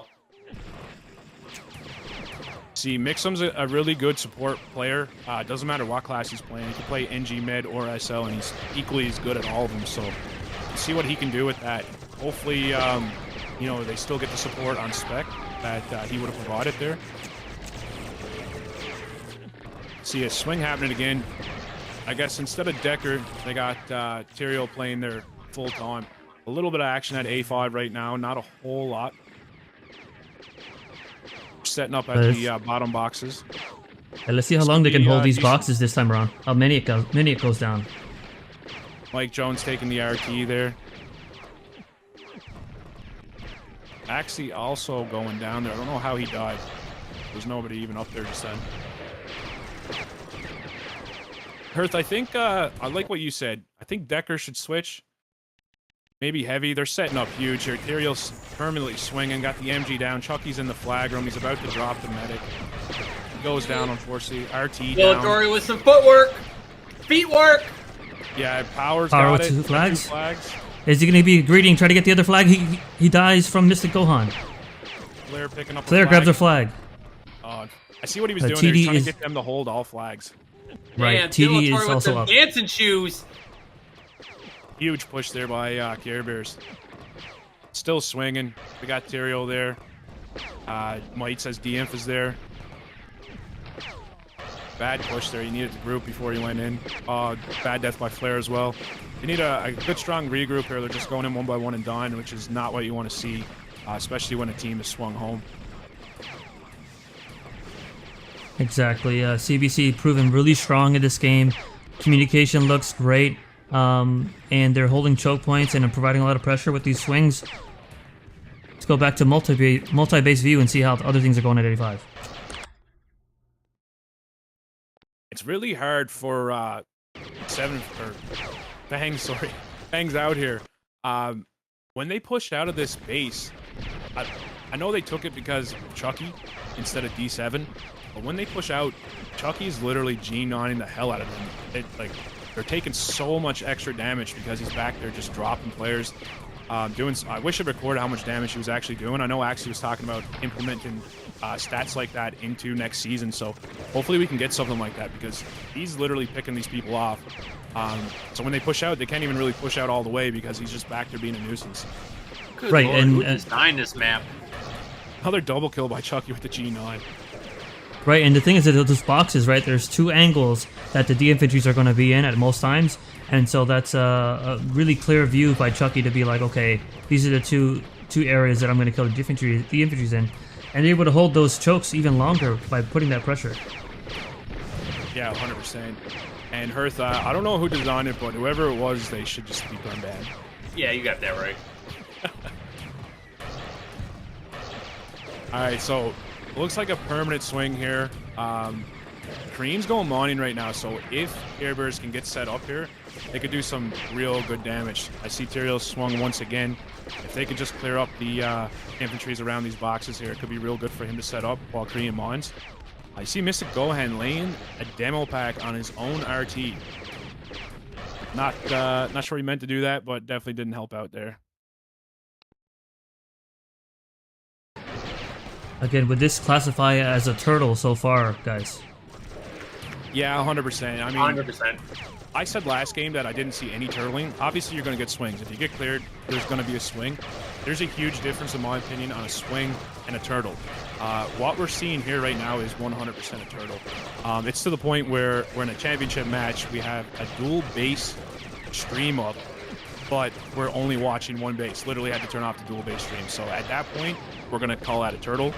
And, you know, they're still doing really good damage, so which only tells me that, you know, in the case of Care Bears, their 10-man is going to be better, especially when they're playing 8 and non-V10 right now in F4 and doing some serious damage. So Fangs out. They don't want to do a 10-man. I can say that. See some really good EB there by Captain Axe once again. He's just draining a whole Sims, they're dropping down. Chucky's back there doing his thing with the G9. Imps going down left, right, and center. This is not good for Fangs out here. Another infantry goes down.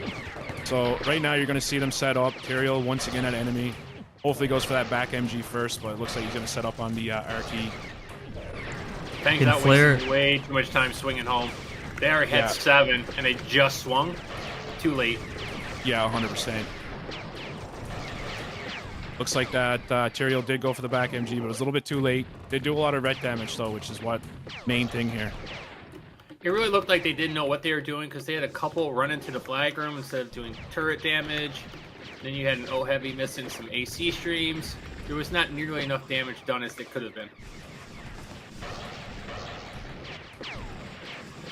Yeah, 100%.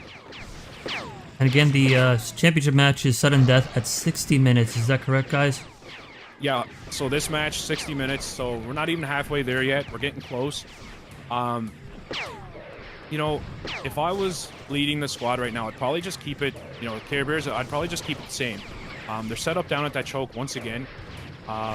You know, they're about to do some good ret damage. Tyrael isn't at enemy right now, which means that I just switched over to A5. It is 5v5 again, but the offense is just, they're getting dropped. Not a whole lot going on. They're just getting held at the first choke. So, you know, if it keeps on this way, what I would do, in my opinion, is try to do some sneaky plays. Like, if Flare's infill, maybe try to get a blink in unnoticed. And, you know, try to get him to go 5v5 again. You know, let Captain Axe push way out, maybe get dilled to get out of position. And then do, like, a blink storm. Try to clear him that way to get the flags. Chucky grabs 2 flags right now. Out with 2. Yeah, he's going to get out with those. Yep. There he goes.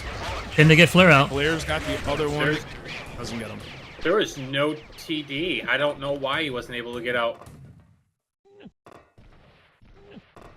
I think what might have happened there, Hearth, is I don't know if it was lag or if it was what I think, but I think Captain Axe just held down the summon button, might have summoned him till he loaded, and the medic tried to summon him out twice as well.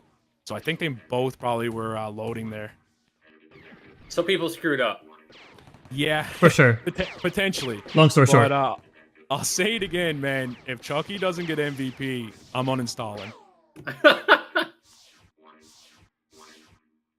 Well, that would be bad because we would want you to continue playing this game. So please make sure to give Chucky MVP. They're gonna. It just hurts to watch. Flare literally got behind. Oh. He got the defense back home pretty quick. Looks like they're swinging once again. They just got only cleared. Dill back, and Captain Axe blinked in. He tried to get the sneaky kill on him. That would have been amazing. Again, if your Fang's out here, I would assume that this turtle can only last so long. And interesting that it's not very much change in strategy. It might be just like a lineup thing here in the draft league, but this is one of the more lopsided, I guess, 5v5s that we could see in this tournament so far, I would say. Yeah, 100%. A lot of it just comes down to, and it shows, people just don't have experience playing versus a JT offense anymore. Yeah, 100%. There's not many JTs playing right now in general, and of those JTs, there's only a couple that are impactful.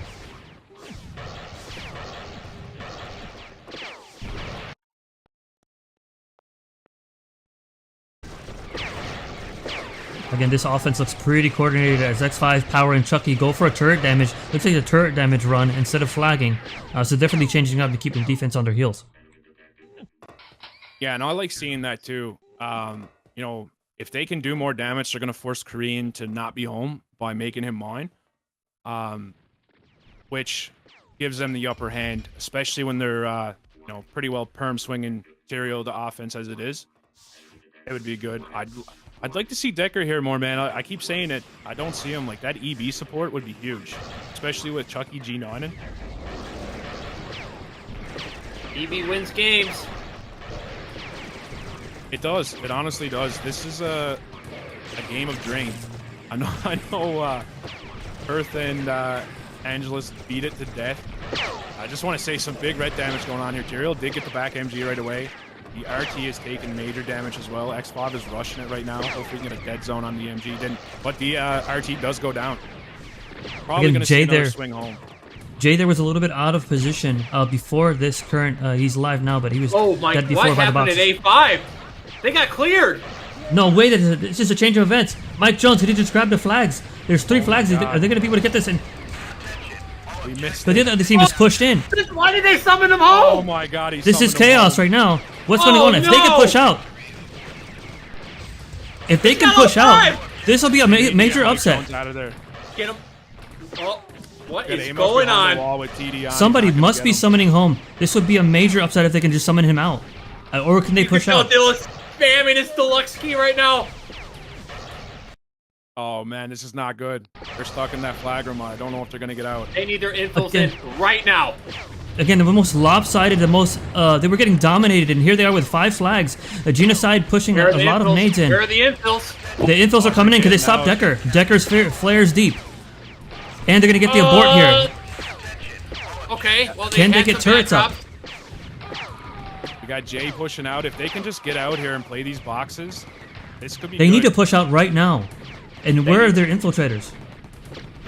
Flares coming in. No turrets. This is not looking very good. Decker's deep. He's pushing. They're going to flag. They're going to abort very easily. And right here, the priority is probably not aborting. Probably killing. Yeah, they want to kill them off as much as possible here. Oh, they're kind of staggered running in. They're going to get the abort. Yeah. Chucky gets a kill. X5 has 3 flags. And now CBC holds all 5 flags as there were no turrets there. What a crazy turn of events here at the end. Wow, they got all 5 flags. This is going to be hard for Fangs out to beat this 10-man. Are they going to stay here? I don't know. Maybe they're baiting it. Flair's going to 7 right now. The only person moving is Decker in the caves, and he's nowhere close. No, they're going to stay. Yeah, they're staying? They're gonna be they don't have enough time to move. Alright, there's a lower drop on flag timers, I believe. Correct me if I'm wrong. They might just stay here. It looks like Decker is putting up some turrets, and they've pretty much have taken their home and say, this is mine now, and let's see what they can do here on a 10-man.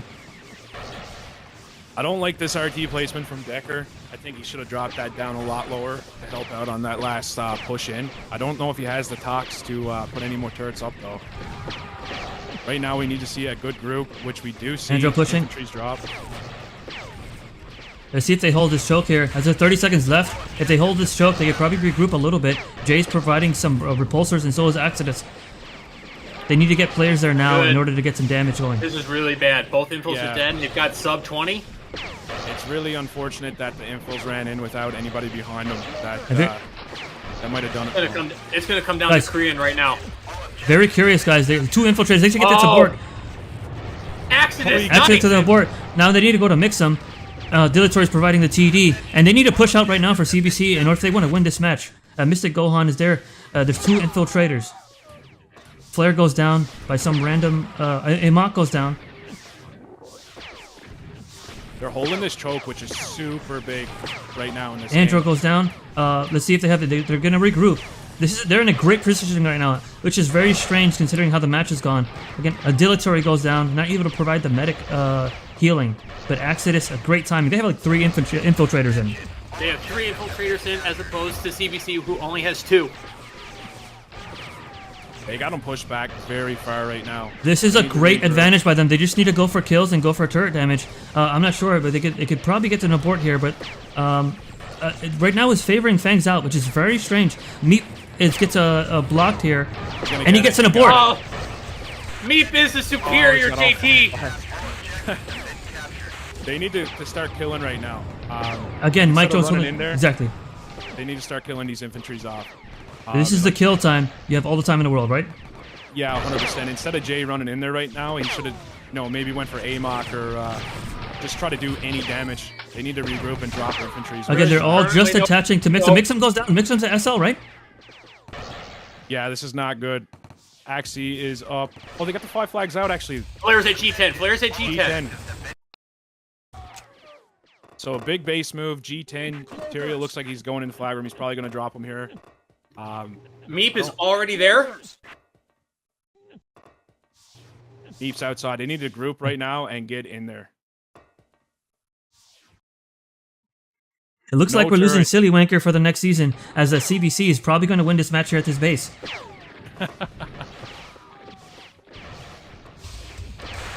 This is a hard base to hold, but it's a long distance. 30 seconds to clear here. Can they get X5 down? They start with their first person and go. Power. And then they need to get through and open this door. This is a very long battle for them to get through, but I don't like the choice of the JT not going on the side. 10 seconds. It's all or nothing. Oh no. Not looking good. I think this is going to be it. That's it. Meep with the last chance, and that's it.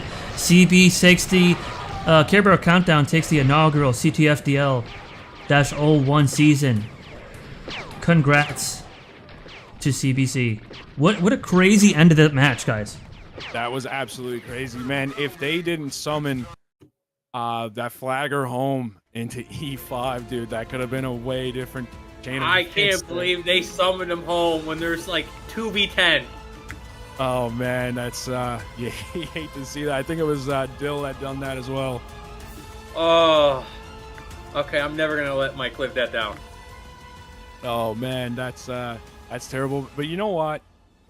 As bad as that offense was doing, they did get the clear. They got. I wish we had to see what happened there.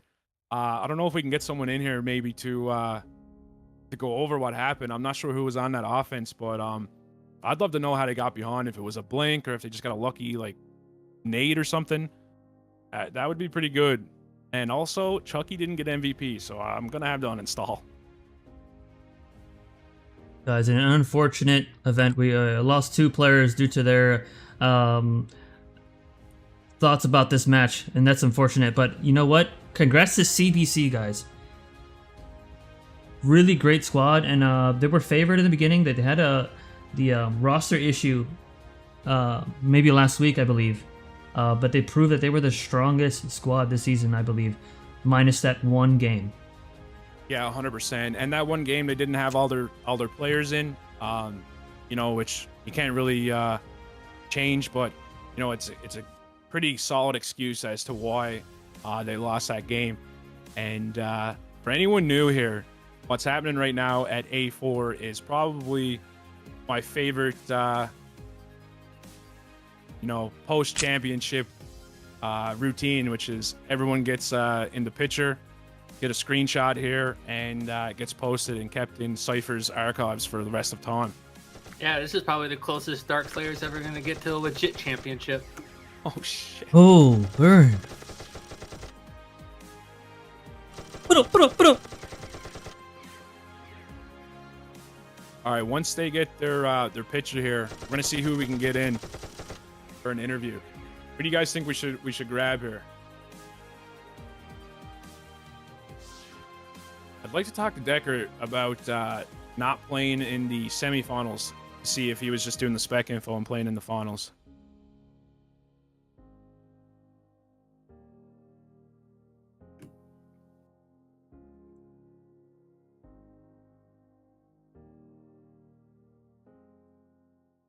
I think ZMN is lining it up here. All right, so we got Decker after the photo. That was a good ending. I'm way, I'm happy that happened versus some SD type shit, but that was exciting. That was insane. I did not expect that. So the whole time, to kind of recap there for the last 5 minutes, the other base was really kind of like, they were just kind of singing Kumbaya, kind of just like chilling there until they just got cleared out of nowhere. And then it just went into chaos. I would love to see those last 5-10 minutes again if I'm rewatching this. I just want to hear the comms, because you know the comms in those situations, just everything goes out the window.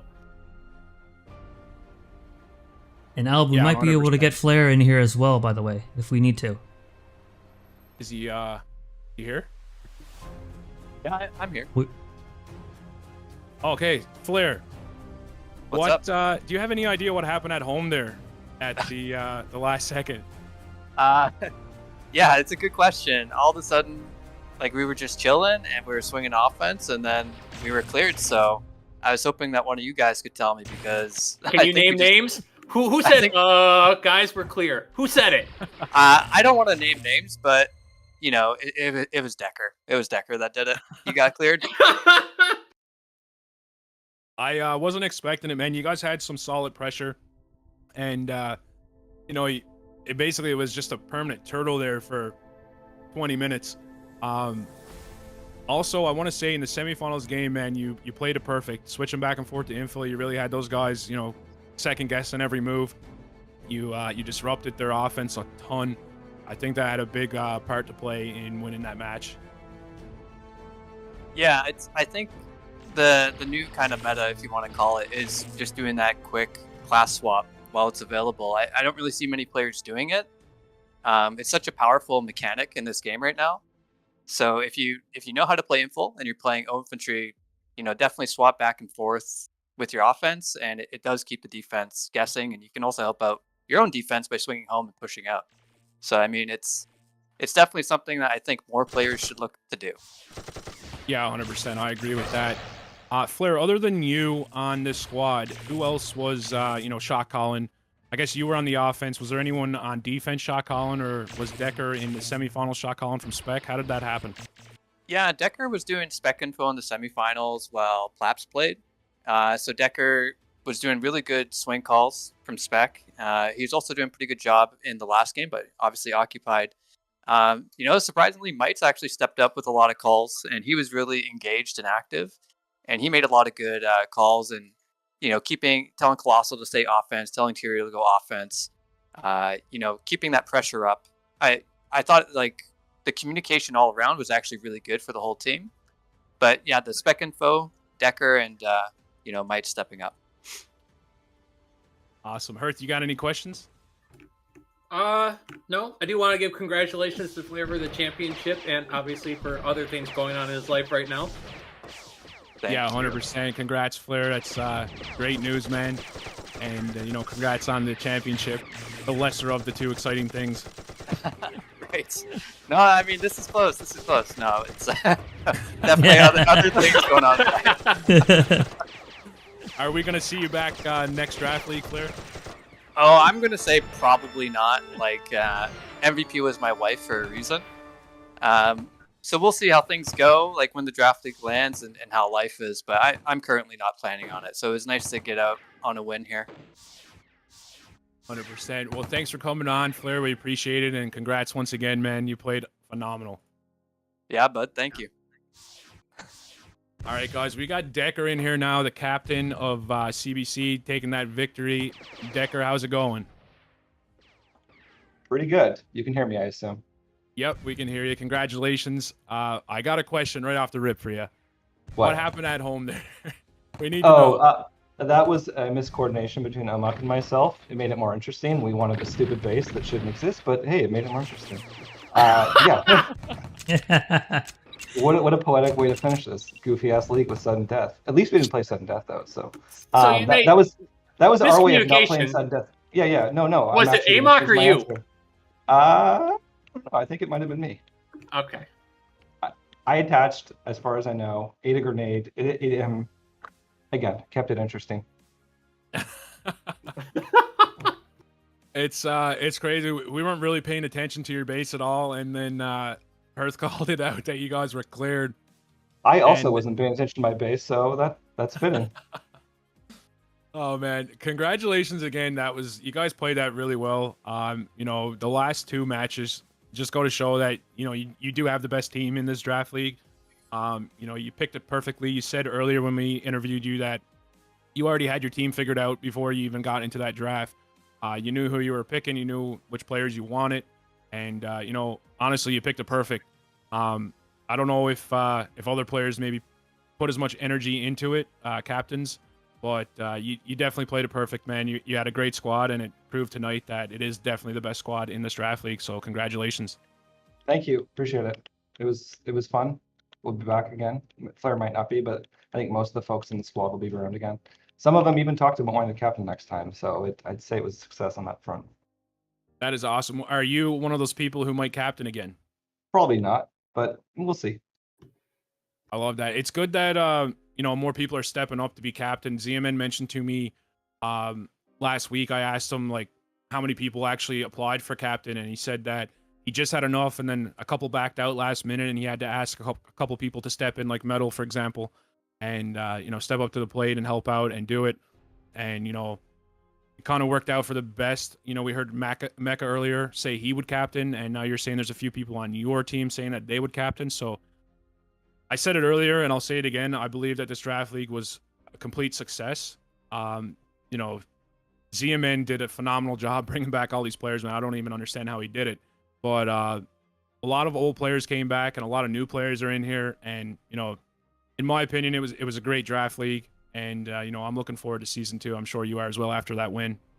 Yeah, I probably will be back, much to the chagrin of my wife, but I will be back. I think we're all in that same boat right now. Yeah. You guys got any more questions for the first-time draft league captain champion? No, I don't. I everybody did. just a statement that I felt like they were probably the strongest team put together, draft-wise, but also performance-wise. Outside of the one game, I felt like they were the best team. So it is proven that they won, and it makes sense. Yeah, 100%. The only thing I disagree with, Decker, is that Chucky didn't get MVP. If you were in communications, you would understand. Chucky's great. Chucky's are probably championship overall MVP, but for the sake of our team, Flair deserved it, or I guess his spouse. Yeah, no, 100%. I get it. All right, congrats again, Decker. Appreciate you coming on here, and I hope you guys come back again, like you said, and we'll see you again next season. Awesome. Thank you, and thanks for everyone that was involved. All right, guys, so there you have it. The captain, Care Bears, coming in here. Is there anyone else? Are we getting ZMN in here? Z, are you available for a little chat here? Hey, I'm here. How's it going, Z? Hey, there's It no is such thing as a going little good. chat with Z. Do we have 30 minutes carved out? I might need a few minutes longer than 30 minutes, but before you ask any questions, huge congratulations to Dicker, Care Bear Countdown. Great season, great captain, great team. Really did a phenomenal job. And I think it's important to give a shout out to who I think were some key players: Tyrael, Flair, Mites, Chucky, Amok, Colossal, Captain Axe, Power, Sabotage, Plaps, Ant5, Tony, Demon Seed, Doris, Doc, Kataz, Casso Prime. Great job to all those guys. 100%, man. I couldn't agree with you more. They showed up, dude, and your match with them was, it was very entertaining. They were just stronger, I think. There's no downside to any other squad. They played so well together, and I think the way Deckard picked his team, or I guess we can call him Dicker now, picked his team. He just had it on lock. I think he put a bit more energy into it, and he had it figured out a bit. But no, congratulations, Z, on this successful draft league season 1, we'll call it. I said it a few times tonight. It went phenomenal, man. From the work you put in getting all these people back, to getting the draft league started, to getting the staff put together, getting all these players to step up. We got power rankings. We got a website. We got actually doing a whole ton of, updates for us, and, all your time and energy put in behind the scenes. We got this amazing stream. shout out to Biso, Angelus, Hearthbull, for being on here commentating for you guys each week. And, we got other people streaming these games and putting up different videos for you. I can honestly say, like, even, those big PL, I guess you can't really compare it, but those last few seasons that we had with like 8 squads, 10 squads, like this production, the amount of effort put forth by everybody, it's just, you can't compare it to any previous season. So I want to say hats off to you for that. And, I said it a few times, it's been, in my opinion, a major success this season. No, thank you so much for saying that, and it's been an incredible team effort. And to think, how far we've come and how much we've accomplished, and all the great work people have done in such a short period of time. I can't wait to see what we're going to do for the next season of CTFDL. And as many of you have mentioned, hopefully this can grow into CTFPL again at some point. And I think it was Hearth saying earlier, hopefully we can get to the point where we have 8 squads and you get to play with your buddies. And, there's so many options, so many things we can do. I'm really excited about it, but just quick shout outs. Soup getting the website, actually doing the dev work. You, Angelus, Beso, Yosh, Hearthbull, you guys stepping up. Flair doing the commentating. This has been such a phenomenal effort, and proud to be a part of it, and really looking forward to the future and what that brings.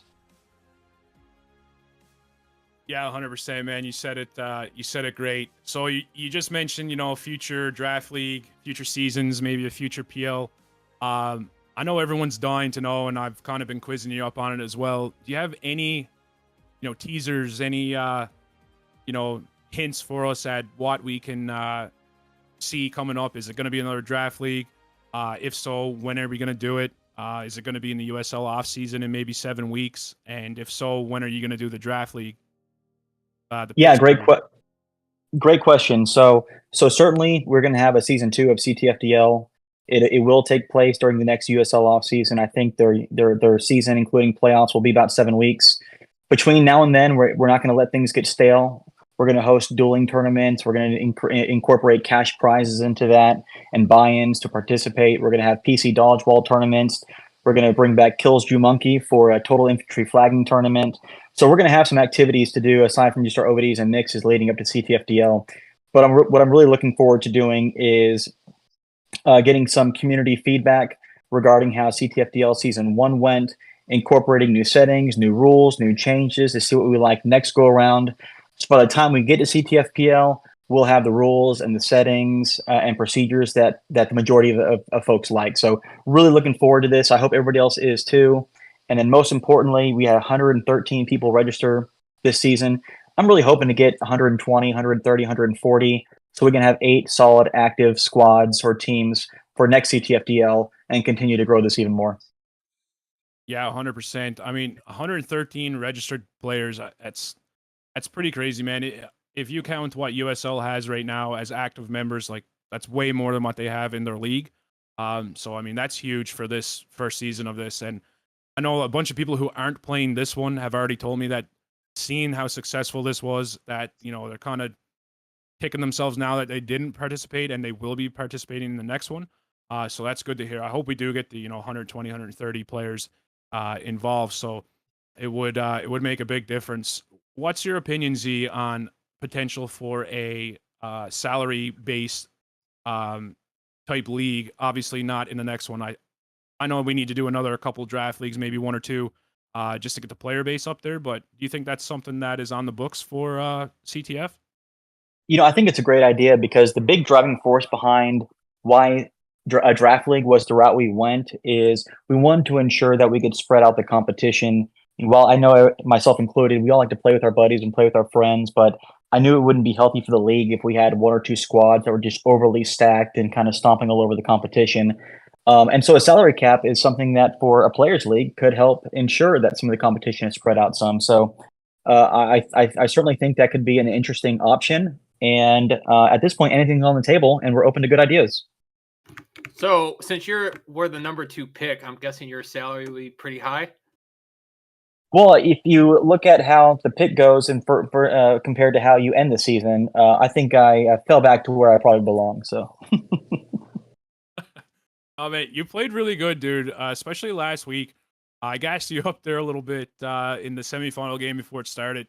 You were one of the main reasons why you won that game, the way you played, how good you played, your swings. We talked about it too. Like, there's pretty well 4 or 5 ways you can play the class engineer. Most engineers in this game right now, they play one of the 4. Like, they'll either mine a bunch, they'll fight a bunch and not mine, they'll just swing all the time, or they'll try to flank all the time. So you played 4 of them really, really well, and I believe that you were pretty well the deciding factor on what made you guys win, especially with the fact that you already knew where the flags were going and you you flagged those 2 SD flags. But I think that you're the reason why that team got as far as it did. So you being picked first was honestly a solid pick. Well, I appreciate you saying that, but all the kudos goes to Dark Bomber, Got Salvi, and RR User. They all played great leadership roles. They were fun to play along with, great leaders. And but this last game for our semifinals, it's certainly got to give credit to that offense for Care Bear Countdown, Tyrael, Power, Captain Axe. I mean, they were extremely effective when Tyrael swung to offense, when Colossal swung to offense, incredibly effective. So very hard defense or very hard offense to play against, extremely effective, and it was exciting watching them this game too, because very good squad that you could pick up that squad and drop that into a PL league, and that would be an effective PL league squad as well. So yeah, kudos to CBC, congratulations to Decker, Flair, Tyrael for leading that squad. Chucky, I agree, should have been MVP. Excellent season. And Beso, Albert, Yosh, Hearthbull, Flair, Angelus, who hopefully is listening. Thank you all so much for what you all have done. You've really brought this to another level. I can't wait to see where it goes from here. Thank you guys so much. Hey, ZMN, I have a question for you, because I've heard this through the Great Mill, or for the Rumor Mill. I hear rumors that you're going to be JT next season? Well, it's by high demand. And since I would like to go in the first round again, I'm going to declare JT, so I assure that first round pick. I got one more question for you too before you get out of here, Z. I got some people asking me in DMs here to ask you about this. For Draft League next season, is trade something that you're interested in putting on the table? So I guess people are wondering if they want to do trades. Is that something that can be possible? Yeah, no, I think that could certainly be possible. I know there was some questions by some non-captains earlier when this after the draft took place. But if that's something that is a rule that is implemented prior to the draft, I certainly think that'd be okay. I think it would definitely make for an interesting season, especially if hopefully at this age there's not too much of this happening. But if there's some disagreements on squads that you could just swap a player out to another team where, they're happier, your squad's happier, and you're not down a man. I think for the most part, everyone's mature enough to get along. But, I mean, you could end up with a team, you might draft somebody who only wants to play engineer, for example, and you already have your engineer pick that you want to play with. So you could trade him off and grab like a squad leader or an inf or something like that, which could benefit everybody. Well, I also think there could be strategy in the draft itself. If the team picking after you is in desperate need of an engineer, and even if you've already got your engineer on the board and there's one engineer left, it could be beneficial to take that last quality engineer and try to leverage that into a pick with a team who needs it more. So there could be strategy that's introduced with trades all the way towards the beginning in the draft itself. Yeah, I agree 100%. I think there needs to be obviously some sort of like back end approval. You obviously don't want people to stack on trades if they're looking like they're going to lose or whatever. But yeah, I think it could be healthy and it could be good overall for the league, and it's just something to make it a little bit more interesting, shake it up a little bit. Hey, Albert. Z. Disregard. Just check your PMs. But no, thank you guys so much. I greatly appreciate it. Dude, I'm so happy you didn't get me there. Korean, I did, but it was via PM. But no, good games. I greatly appreciate that. Beso, thank you so much. You absolutely rock, guys. Any more questions before y'all find somebody else better to talk to? No, I think we covered it all unless the boys have any. No, not at all. It was fun. Good year. Awesome. Great job, guys. Good game. Awesome, dude. Thanks again, Z, for all the hard work. You guys see right now on Spec in game and on Viso's stream here, all the staff is in and unspec. Shout out to all those guys. Putting in they're all volunteers. All right, so they're reffing these games. They're making this happen. There's not much more to say about it than that. So thank you guys for your time. We appreciate it, and hopefully we see all these refs back next season to make it all happen again. I just got a DM. I'm gonna ask it because this guy is pretty good status here in the community. So they're wondering, Z, if hider trolls will actually be caught before the next draft. And then another question to follow it up: are you gonna apologize for your ref error? Yeah. You're gonna apologize to Kev for blaming him for your ref error. It looks like he does. It looks like he does apologize. When in doubt, he says blame Angelus. Or blame Kev. Apparently, when Z said that he was training new refs, maybe we should actually have an experienced ref do the training. Awesome. You guys think we're gonna do any more interviews? We're gonna wrap it up. How are you guys feeling? It's a good night. Feeling good. I think we go off on a high note and close out our comments. And that's we're not doing losers interviews. All right. Well, I just want to say thank you again to the staff, Z, Biso, Angelus, Hearthbull, Flair, everyone who's pitched in, whoever made the website, Salah for his power rankings, and everyone that anything you've went above and beyond for to make this league a success. I'd like to say thank you, and I'm sure everybody else would like to say thank you as well. Hopefully we'll get another successful season next season, and it's even better. Shout out again to Biso for these streams, guys. These are pretty entertaining. They're high end on production. He's put a lot of time and effort into them. Hopefully, he can do it again next season. And if you guys need me, I'll be here for it. And other than that, thank you for watching. Thank you for participating. And that's all I got to say. Yeah, for me, I just wanted to add, it's been great doing this season. Hopefully we could do it again. We're going to be even better. And I also want to give a huge shout out to those who have donated, because we got like a huge donation to the infantry community. And I'll leave it at that. But again, thanks for everybody putting in the work, staff. There's other people streaming, Exodus in the dev work, Exodus in the videos, and all the players who participated. Hearth, you have anything else before we end the stream? I'm really looking forward to the next round of this. Hopefully everybody comes back along with more people. We take some new ideas along with the old ideas that worked, put together and bring together an even better time. Yeah, that's all. That's awesome. Let's leave on a good note. And GG guys, GG to CBC and all the squads who participated. I think we're gonna wrap this up here. GG guys, peace.